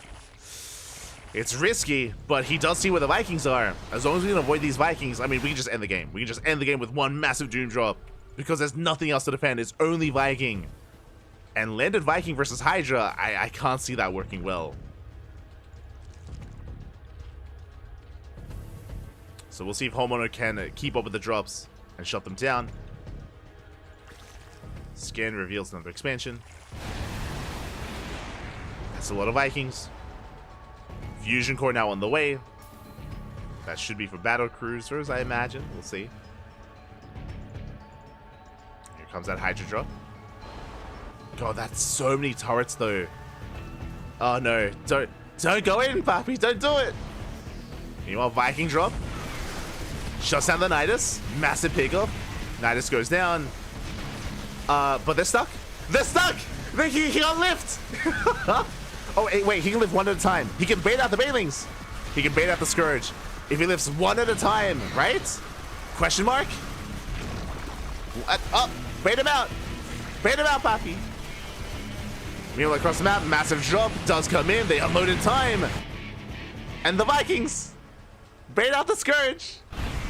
Ah, he's locked down. The CC is going to fall, trading a base for a base. And that's just dead supply. Again, like, unless you... The problem is, I don't know if you can bait out one at a time. Like, I don't know if there are too many Scourge anyway. I don't know how much damage they do to a Viking. I'm pretty sure he's talking about, like, let me out, Pappy, let me out. Oh, the split! The split! Let's go! He's spreading! The counter split! Can he lift? Escape! Ah! I still think you should just lift one at a time. Not gonna lie. Meanwhile, base went down. Vikings coming in. We're gonna save the Vikings with the Vikings.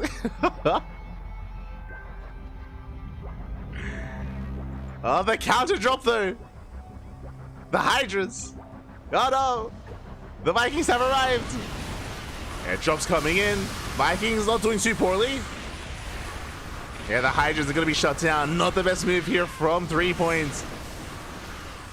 Yeah, the Vikings will win. The Vikings will win the fight, and Homeowner, he frees himself. He does free himself. Shuts down the Hydras. The Vikings They're superior. They're crazy. They shoot up. They shoot down. They just have to lift and land. Now he's coming in. Hydra's trying to amass up. No drop lords. The Hydras are trapped. Homono taking another expansion.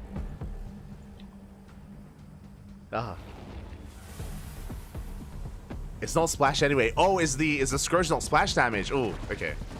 Up. Let's hope it does overextend, bleeding out 2 of those Vikings.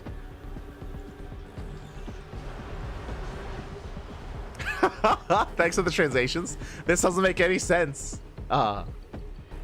Yes, young.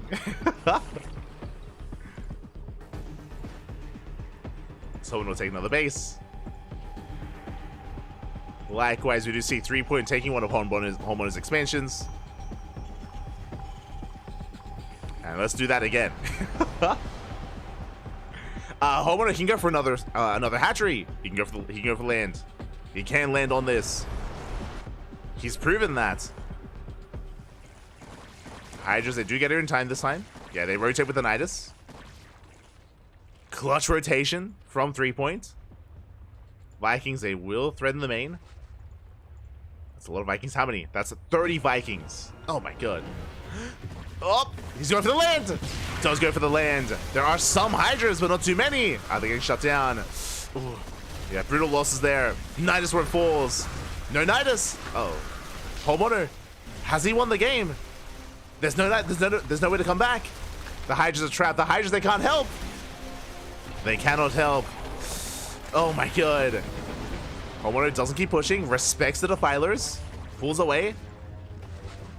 Nidus one being rebuilt. I feel like you could keep going. I feel like we can just commit. We could have just committed there. I mean, sure, the Defilers are scary, but there are barely any Hydras here. Homono pulling away. Reinforcing. More Vikings. This Nidus worm is so exposed. It's so small as well. It's so tiny.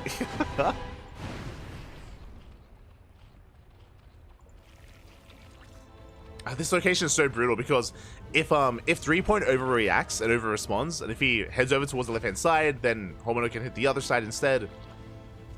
Like, there's a delicate balance of splitting up your army and keeping up with the Vikings. Shockload's coming in. 40 Vikings, Jesus. +3 on the way. Oh, going for a Hydra drop towards the left-hand side. We have the Dark Swarm.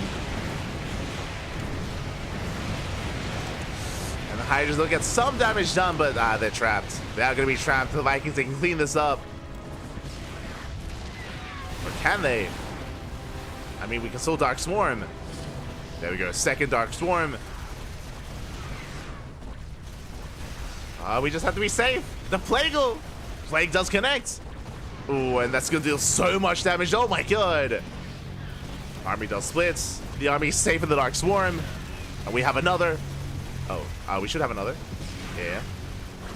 We are okay. Again, you can see so little does so much here with Defilers. For those that are curious, ranged attacks do 0 damage. Oh, they do limited damage. Oh, the splash damage though. True, the splash damage from the planetary. You see, it's not dealing any damage to the Hydra, but to any unit surrounding it, it does. Yo, the planetary's cracked. Do we have another Dark Swarm? Again, it lasts so long.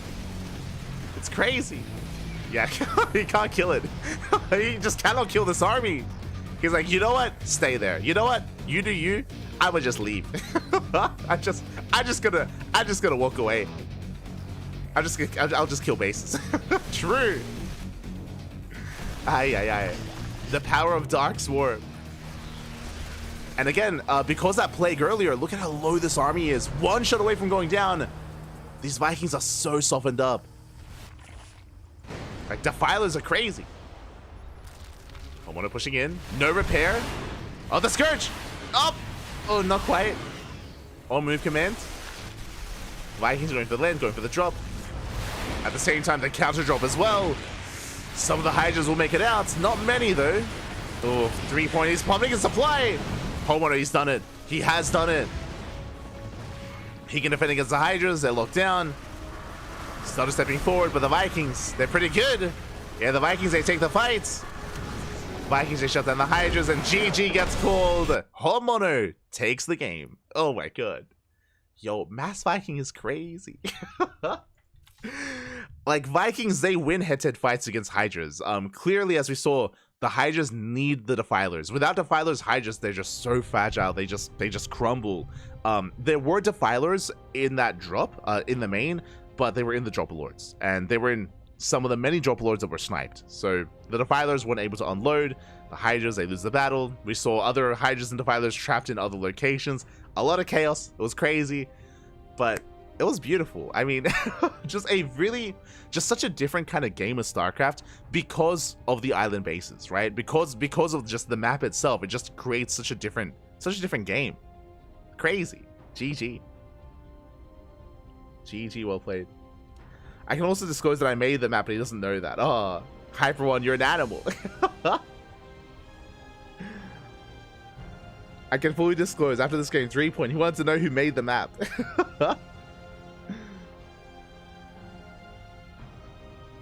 Oh my god. GG. GG, well played. The power of the Viking, Pappy. That was crazy.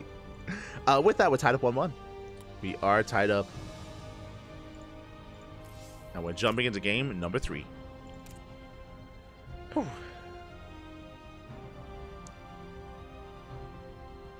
Here we go. Such a cool map. Yeah, it's just, you know, a little bit different. It's one of those things where SC2 in its current state has so many restrictions when it comes to making maps and allowing a map into the map pool, right? Like, there are so many restrictions on SC2 maps. Here, clearly, the map makers are having a little bit more fun. And of course, I'm sure over time, you know, some things will be weeded out and some things won't be, and I'm sure a similar kind of rule sets are going to be placed on how you should be able to construct a map for balance purposes. But regardless, it was really cool to see. It was really refreshing as well. As we're getting into our next game and spawning in the bottom right-hand corner of Oceanborn, we have the South Korean Terran player, the Red Terran representing Team Hyper One, tying up the series. Bring it here into a tied series into game 3. It is Homono. And spawning in the top left-hand corner, we have his opponent. We have the South Korean Zerg player, the Blue Zerg representing Team Hyper One as well, being forced into a tied series. Can they bring it back? It is a 3 point. Here you go. Whew, oh, okay. We can calm things down with the more chaotic maps, and we can embrace a bit of a more standard map here, an SE2 map, I should say. Gonna be Hatch Gas Pool, standard opener out of 3 points. Meanwhile, Homono likewise going for a Rax Expand, CC on the high ground, I imagine, once again. Has been Homono's go-to opener.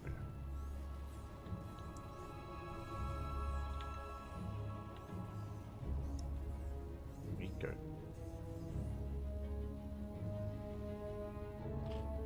So now we are going to be settling in. Things will be calming down after a very chaotic game. We can take a breath. And embrace something a little bit more normal. There's that CC on the high ground, as we did mention. Again, this is a very Homono opener. Usually, we just see a CC on the low ground. There's no reason to be this safe, but Homono, he just prefers it. Meanwhile, across the map, Macro Hatch on the way. And we'll see if we take any interesting twists and turns. Typically, it has been Ling Hydra as the unit composition of choice. We haven't really seen much Muta play so far. We saw Mutas earlier in the ZVZ, and technically we saw some Mutas in Game 1 just to be morphed into Guardians. But we haven't really seen much Ling Muta in general here so far in this series. We'll see if we get there. Reaper does dip in. Goes to the natural. Does threaten the mineral line every time it gets thrown down. So far, so good. 3 point does hold. Again, the early game is a little more intense just because there are no queens. So, again, your drone micro has to be on point. Don't lose anything against that Reaper. So far, 3 point does keep up.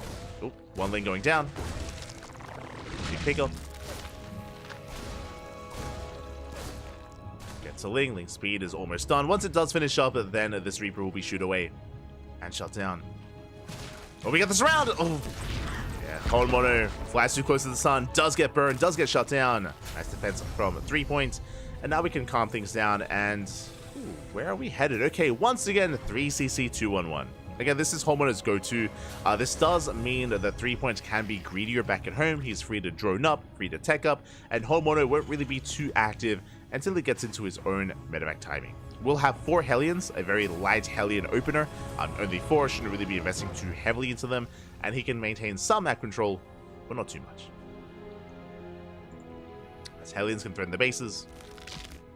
We saw how ineffective the Hellions were on Golden Wall just because of the layout of the map itself.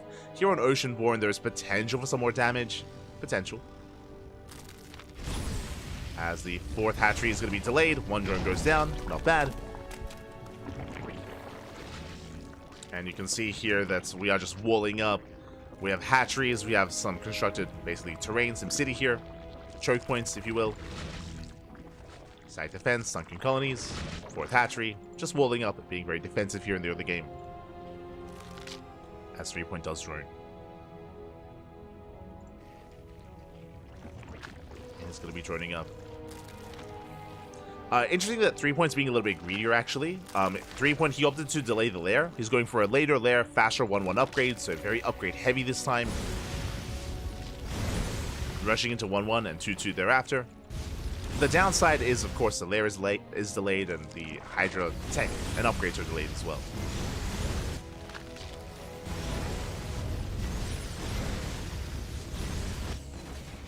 Hellions, they do poke in at the 4th.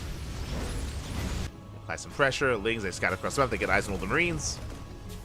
Is a tell of the 2-1-1. And 3 when he scattered earlier with the Overlord, he is aware. He is aware of the build. Lair now on the way. Was delayed, but he could afford to. Upon recognizing how passive Homeowner was being, again, at least to the degree that 3 point went for. Now we have the Hydra then, and 3 point should be able to embrace Ling Hydra just in time for the push. Hellions are trading well, but they get shut down. This round comes in. Hellions are cleaned up. The hatchery is low. This is potentially a threat, or this is potentially a target for Honmono. Could go for it with his drops. We'll see what he goes for. As Stim is done and the medevacs have arrived. Now Honmono can be active.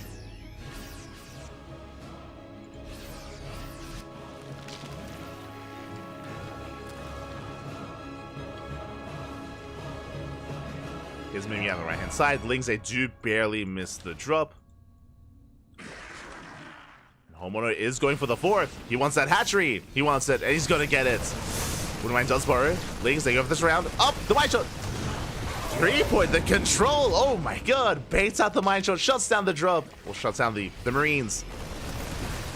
And with that 3 point, he does save the expansion. Very nicely done. That's the 3 point.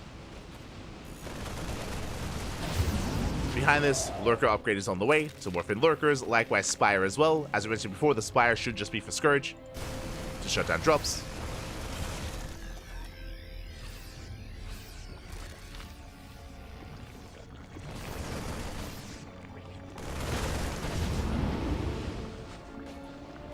As 3 point is still trying to stabilize, still trying to build up at home.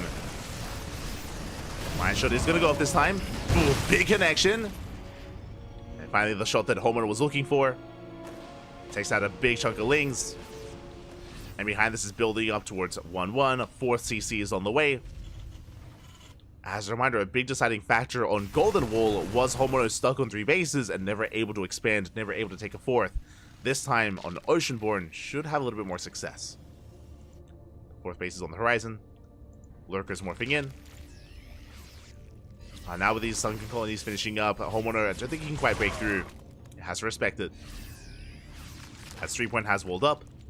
They run right towards the left. Here come those Hellbats to support.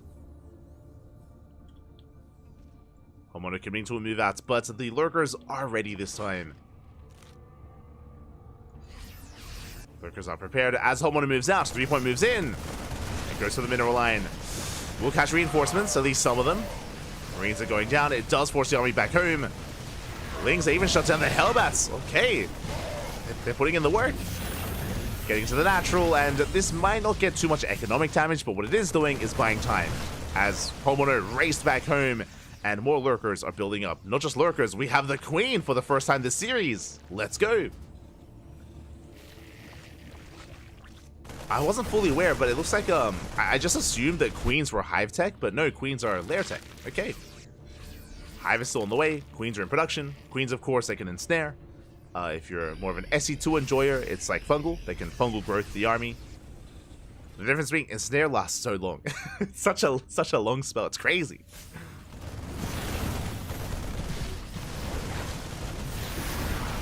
How that goes down. They can also reveal. They have their own version of revelation, essentially, like the Oracle in SE2. They can. What's it called? Is it parasite? Right? Yeah? Yeah.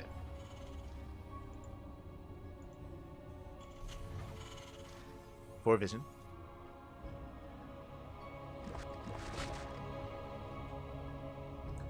Let's see if the queens have arrived.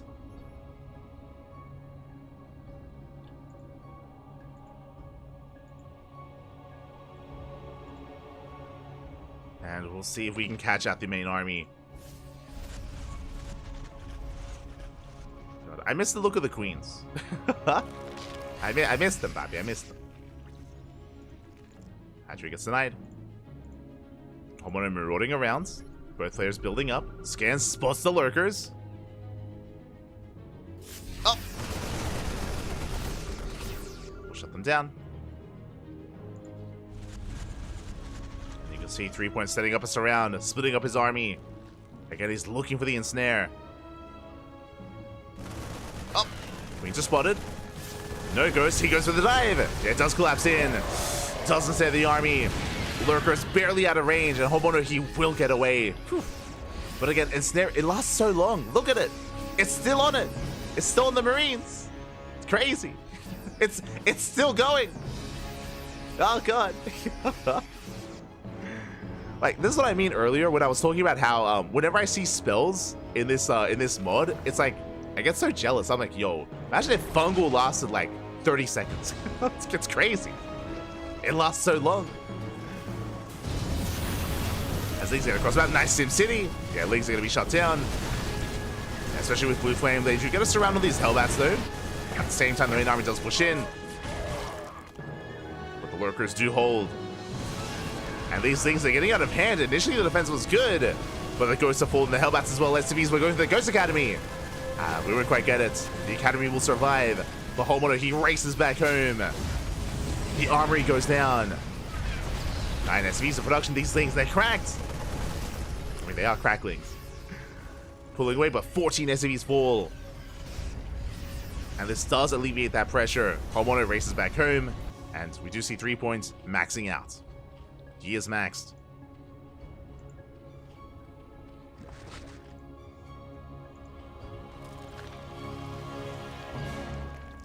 Now not just with queens, defilers.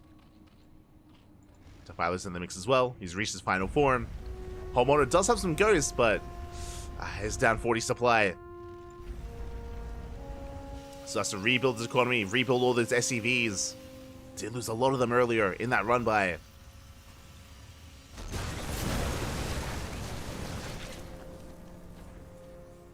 Meanwhile, 3 Point just taking up, and Greater Spires on the way to gain access to Guardians if he needs to.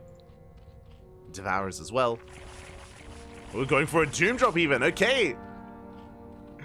Let's go! Main army on the right, a Doom Drop towards the left.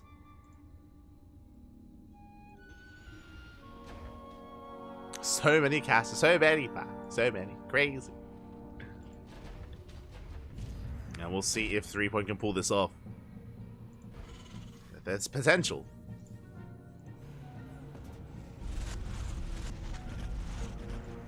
God, the burrow sound is so weird. It's so ominous. They're lunking, papi. It's like they're vibrating into the ground. Which I'm pretty sure is what happens, but yeah. Oh. Catching 3 lurkers. June drop on the way. We do see the 3-point is investing into double upgrades with double spire, so it does fully intend to embrace those guardians. Oh, he's supposed to drop! No! Yeah, the drop is spotted. Snipes going off. 1, 2, 3, 4, 5 drop loads going down. 3 of them do make it through. Was it worth it though? What? Was it worth it, Pappy? Does try to bust into the main. Homeowner has plenty of time to respond. It does rotate over, and we'll shut this down. Lings, they go for the ghost. They up. Don't get any of them. The drop did fall in its face. Oh god. All the drop loads going down, and Homeowner, he's maxed. Jesus, 3-point plummeting in supply. That was 40 supply worth of Lings. Jesus. Homeowner maxed. 3-point investing in Muta. There we go. 17 Mutas on the way. Most likely soon to be Guardians. So 3-point freeing up supply, but he's vulnerable. Is vulnerable. Needs time to morph in those Guardians. Homeowner, after clearing up that drop, has yet to move out though. Like, we gotta go. Now is the time. Now is the time. The 3-point is the most vulnerable, and alas, Homeowner taking a little bit too long. Lings do threaten. The Mutas are ready, and there they are. The Guardians. They're coming. 17 Guardians on the way. And Homeowner, did we wait too long? It's possible. Scan reveals the Guardians, and they're already morphing in. Yeah, it's too little too late. Homeowner, he missed his window. Like, right after the drop was cleaned up, like, that's when we need to move out. Oh my god, the lurkers! That's when we need to move out. Lurkers pop up. Homeowner going for a split push.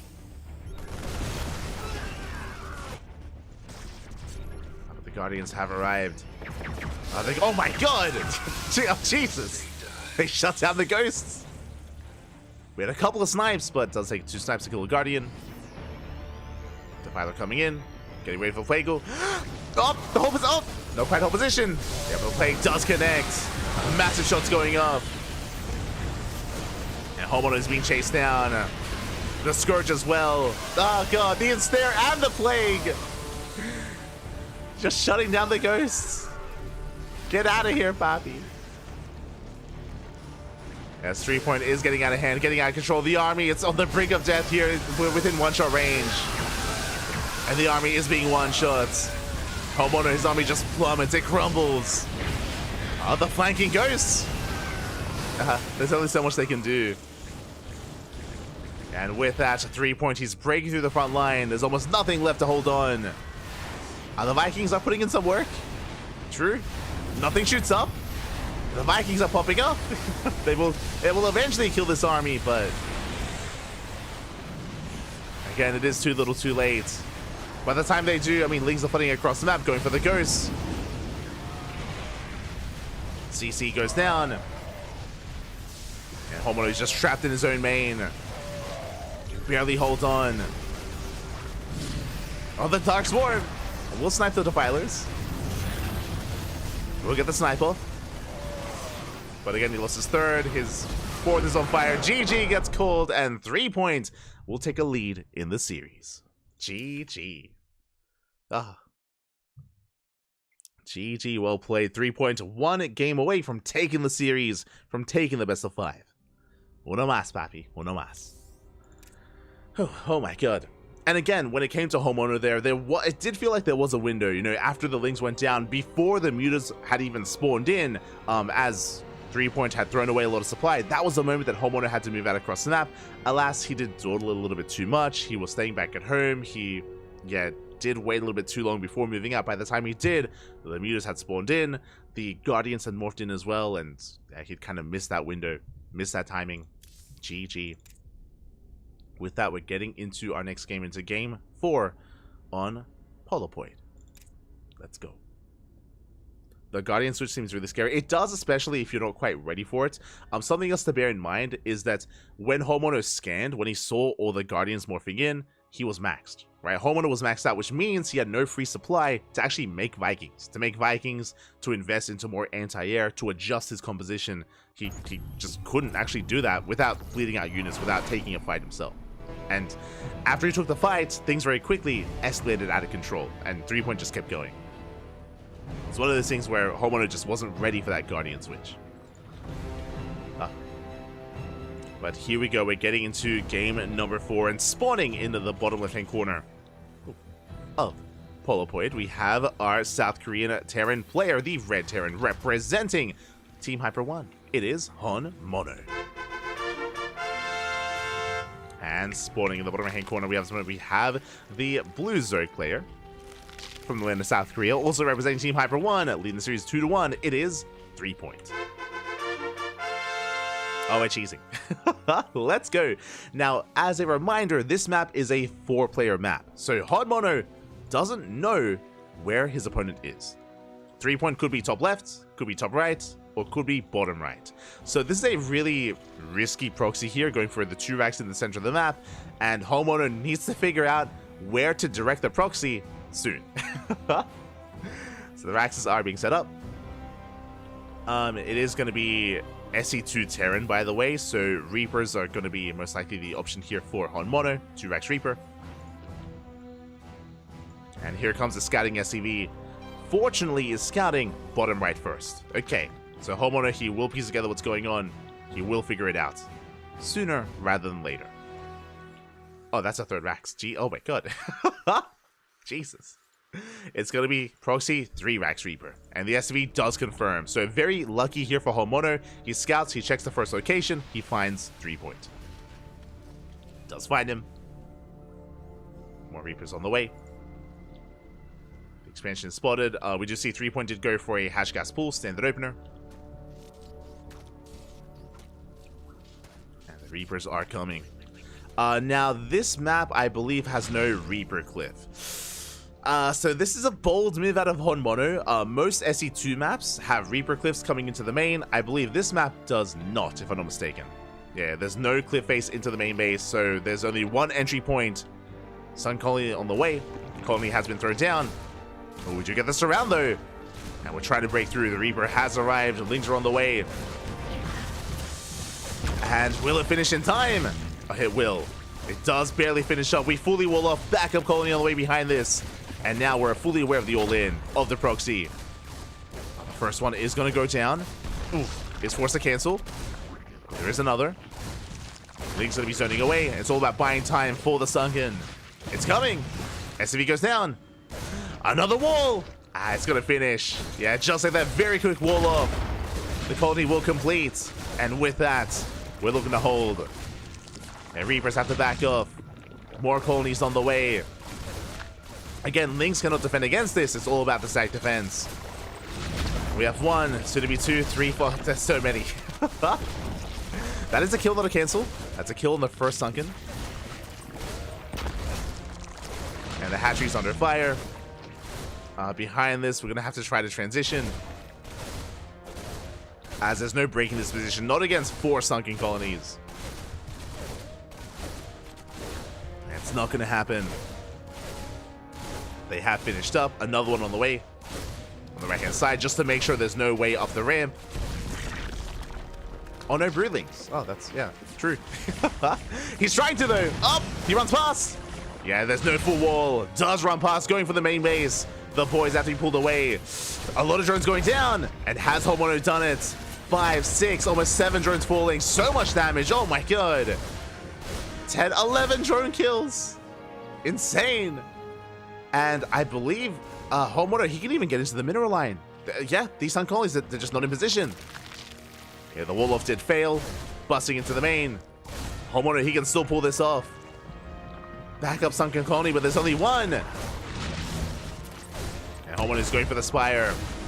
Boys are being pulled. Honmono, he can just jump up. And he forces a cancel. Is this game? Is this game here and now? If we can't mine, we can't do anything. And colony is going to go down. Link speed just began, but it's so late. Yeah, it is so late.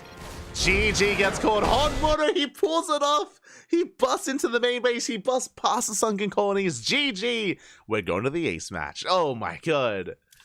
GG, well played. 3-point. He had the right idea. He was defending. Things are looking good for 3-point. but he did not wall off that ramp. In the end, there was one way for Homemono to pull it off. He just rushed on past, pushed past the sunken colonies, went into the main. GG. GG, well played. Oh my god. We are going all the way to game 5. Oh, let's go. Let us go. We're going to game 5. It's going to be on Alkione. The hole in the wall was sad. Yeah, it was just this one hole in the wall. The only way in, papi. He pulled it off.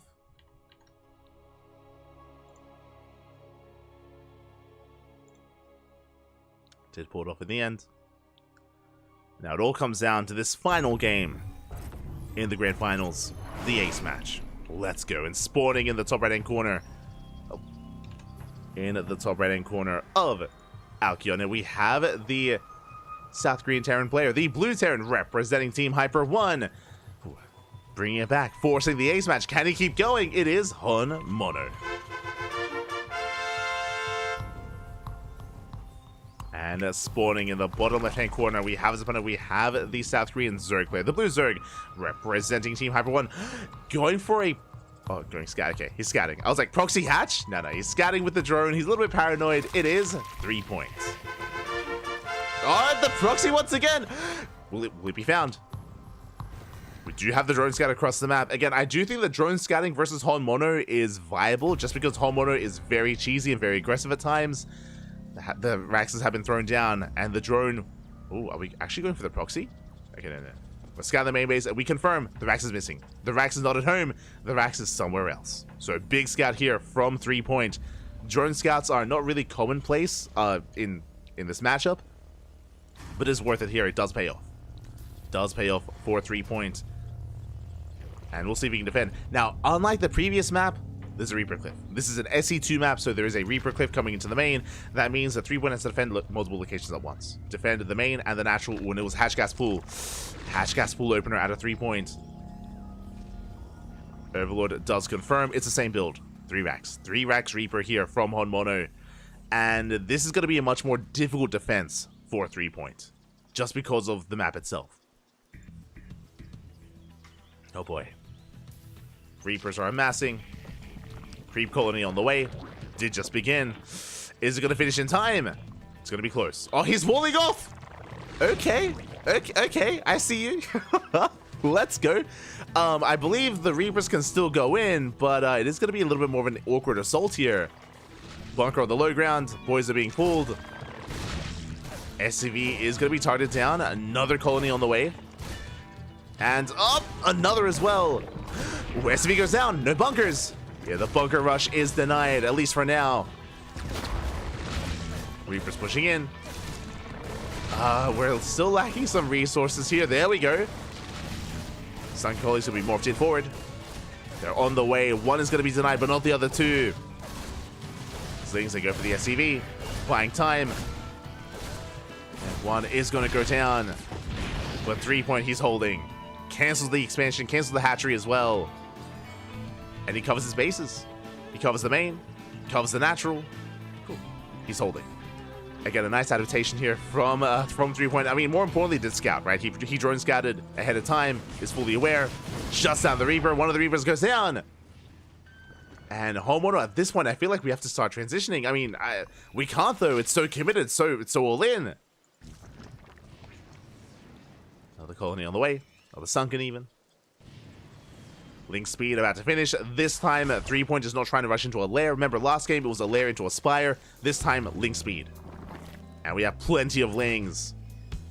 Yeah, 3 point. He's angry at what happened last game. He's like, this is what I should have done. I got you, papi.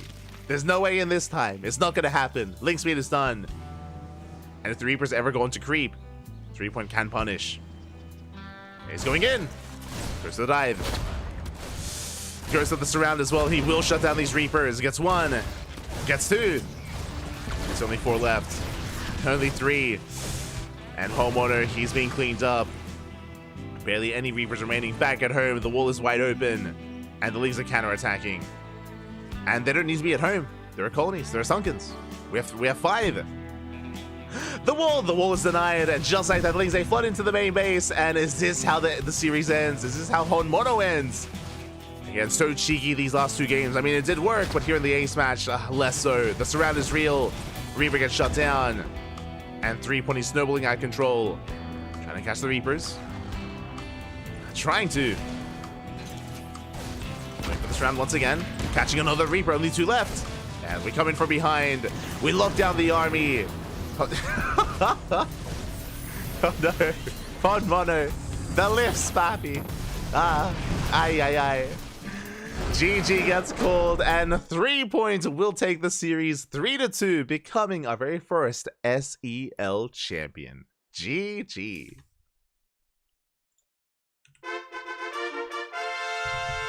GG, well played. Congratulations, 3 points will take the series. Will be our first champion. Congratulations. My condolences to Honmono, but Honmono had an amazing performance making it this far.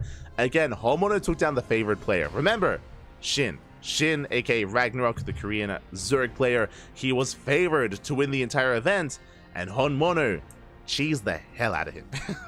In one game, he cheesed the hell out of him. In another, he did play a more macro, more robust style, which ended in a base trade, if you recall. It was a very fun series, and yeah, Honmono, he had a really good performance making it this far, even going all the way to the ace match. And shout out to 3 Point, of course, for becoming our first champion. And I believe he was also the champion of the first HSL as well, against Sayark in the finals. So very impressive stuff. GG, well played. Oh my god. And yeah, it was a lot of fun. I appreciate that we had so much creativity as well, not just with the players and their builds, but also with the maps as well. You know, the island map was the highlight. It was the highlight of the finals. It was just nonsense. It was chaos, and it was just fun. It was just fun. Let's go. I hope it stays. I hope it stays. I don't know if it will. It'll come down to, you know, what isn't balanced, I'm sure. But it didn't seem too crazy. I mean, it was crazy, but like it didn't seem to invade in either direction. I mean, Vikings were crazy, true, they were cracked. But GG, well played. Hopefully next time we get a Protoss player making a deeper run as well. I mean, we had Rebellion, of course. We'll see who does step up to the challenge next time. We shall see. Again, as a reminder, this is a bi-weekly, every 2 weeks. Every 2 weeks, we will be hosting this event. I say we, shout out to Hyper1, of course. He is one of the big names behind this tournament, and many of the other casters as well. I believe Top was casting in Korean. Top, aka Kiwian, was casting in Korean, and I believe Zombie Grub was actually casting in English, which is really cool. Like, Zombie Grub doesn't often cast online weekly tournaments, but Zombie Grub did originate in Brood War, so I'm sure is very interested in this mod, and really cool to see her also expressing and showing interest in this tournament as well, which is really cool. Lava maps. Yo, I mean, that was the best part of StarCraft Clan Wars, right? Clan Wars and King of the Hill as well. Back in the day, TB, he did invest quite heavily into sponsoring and funding map makers to create these unique maps. If you remember, there was that map with a massive cannon in the middle of the map as well that you could take control of, like a Zaunaga. Lava maps as well, for example, as you mentioned. There were bridge maps where you could like activate a bridge by knocking down and interacting with like rocks and stuff like that. There's a lot you can do in StarCraft, right? There's a lot you can do when it comes to making maps. But the reality is that over the past couple of years, maps became a little bit more stale. I say a couple of years, I'm referring to maybe the more 2020, 2021, 2022 period. This most recent season in SE2 is different. I will admit that. The map pool, the maps are a lot more unique nowadays, and they're not as standard as they used to be, but in different ways, I should say, right? Like post-youth is crazy, having in-base natural, right? You've got goal bases all over the place with Dynasty, right? And I mean, they're what's the other one? Oh my god, not Amphion. Crimson Court as well, with all the rocks. Like, that true, like the map pool nowadays is a little bit more creative, but it would have been nice if we got there a little bit sooner rather than later. Yeah. Regardless, GG, well played. Huh. Not balanced, but fun. I don't know if I want to say it wasn't balanced. Like, I don't know if that island map was not balanced, right? Like, it was fun and entertaining, and I feel like the meta has yet to settle there, is the thing, right? Because it's a new concept, or a newer concept. to a newer game mode as well. I'm sure that over time things would be ironed out and there would probably be more of an imbalanced way to play on that map, but we're not there yet. We're not there. We're still in the like exploratory phase. Regardless, GG, well played.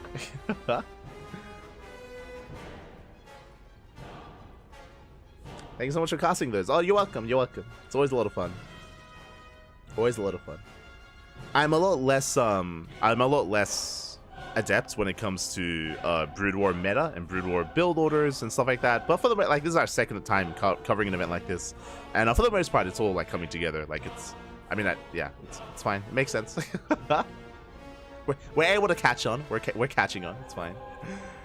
And yeah, with that, thanks for watching, everyone. Thanks for the support. It was a very fun tournament. And again, we'll see you guys in 2 weeks for the next iteration of this. Meanwhile, if you want some more CranKy Ducklings StarCraft, we're going to be live in how many hours' time? In 11 hours or so? Let me just double check. Yes, in 11 hours, we're going to be live once again on this channel with the Tenacious Turtle Tussle. For those that are unaware, EPT is now on an off season. The ESL Open Cups are on hiatus, so we have decided to kind of fill the void with our own tournaments. We do have a more NA-centric event, again, in 11 hours. It is open to all players, open to all regions in SC2, not in this mod, in StarCraft 2, but it's open to all players, open to all regions, and yeah, we'll just do our best to kind of, you know, step in where ESL have kind of stepped back, at least for the off season. So that's the current plan. Shout out to Wardy. Wardy's doing something similar for the Korean Weekly.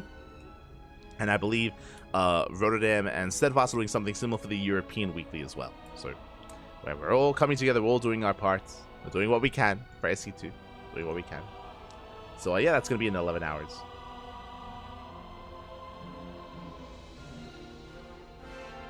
Got a link to support? I got you.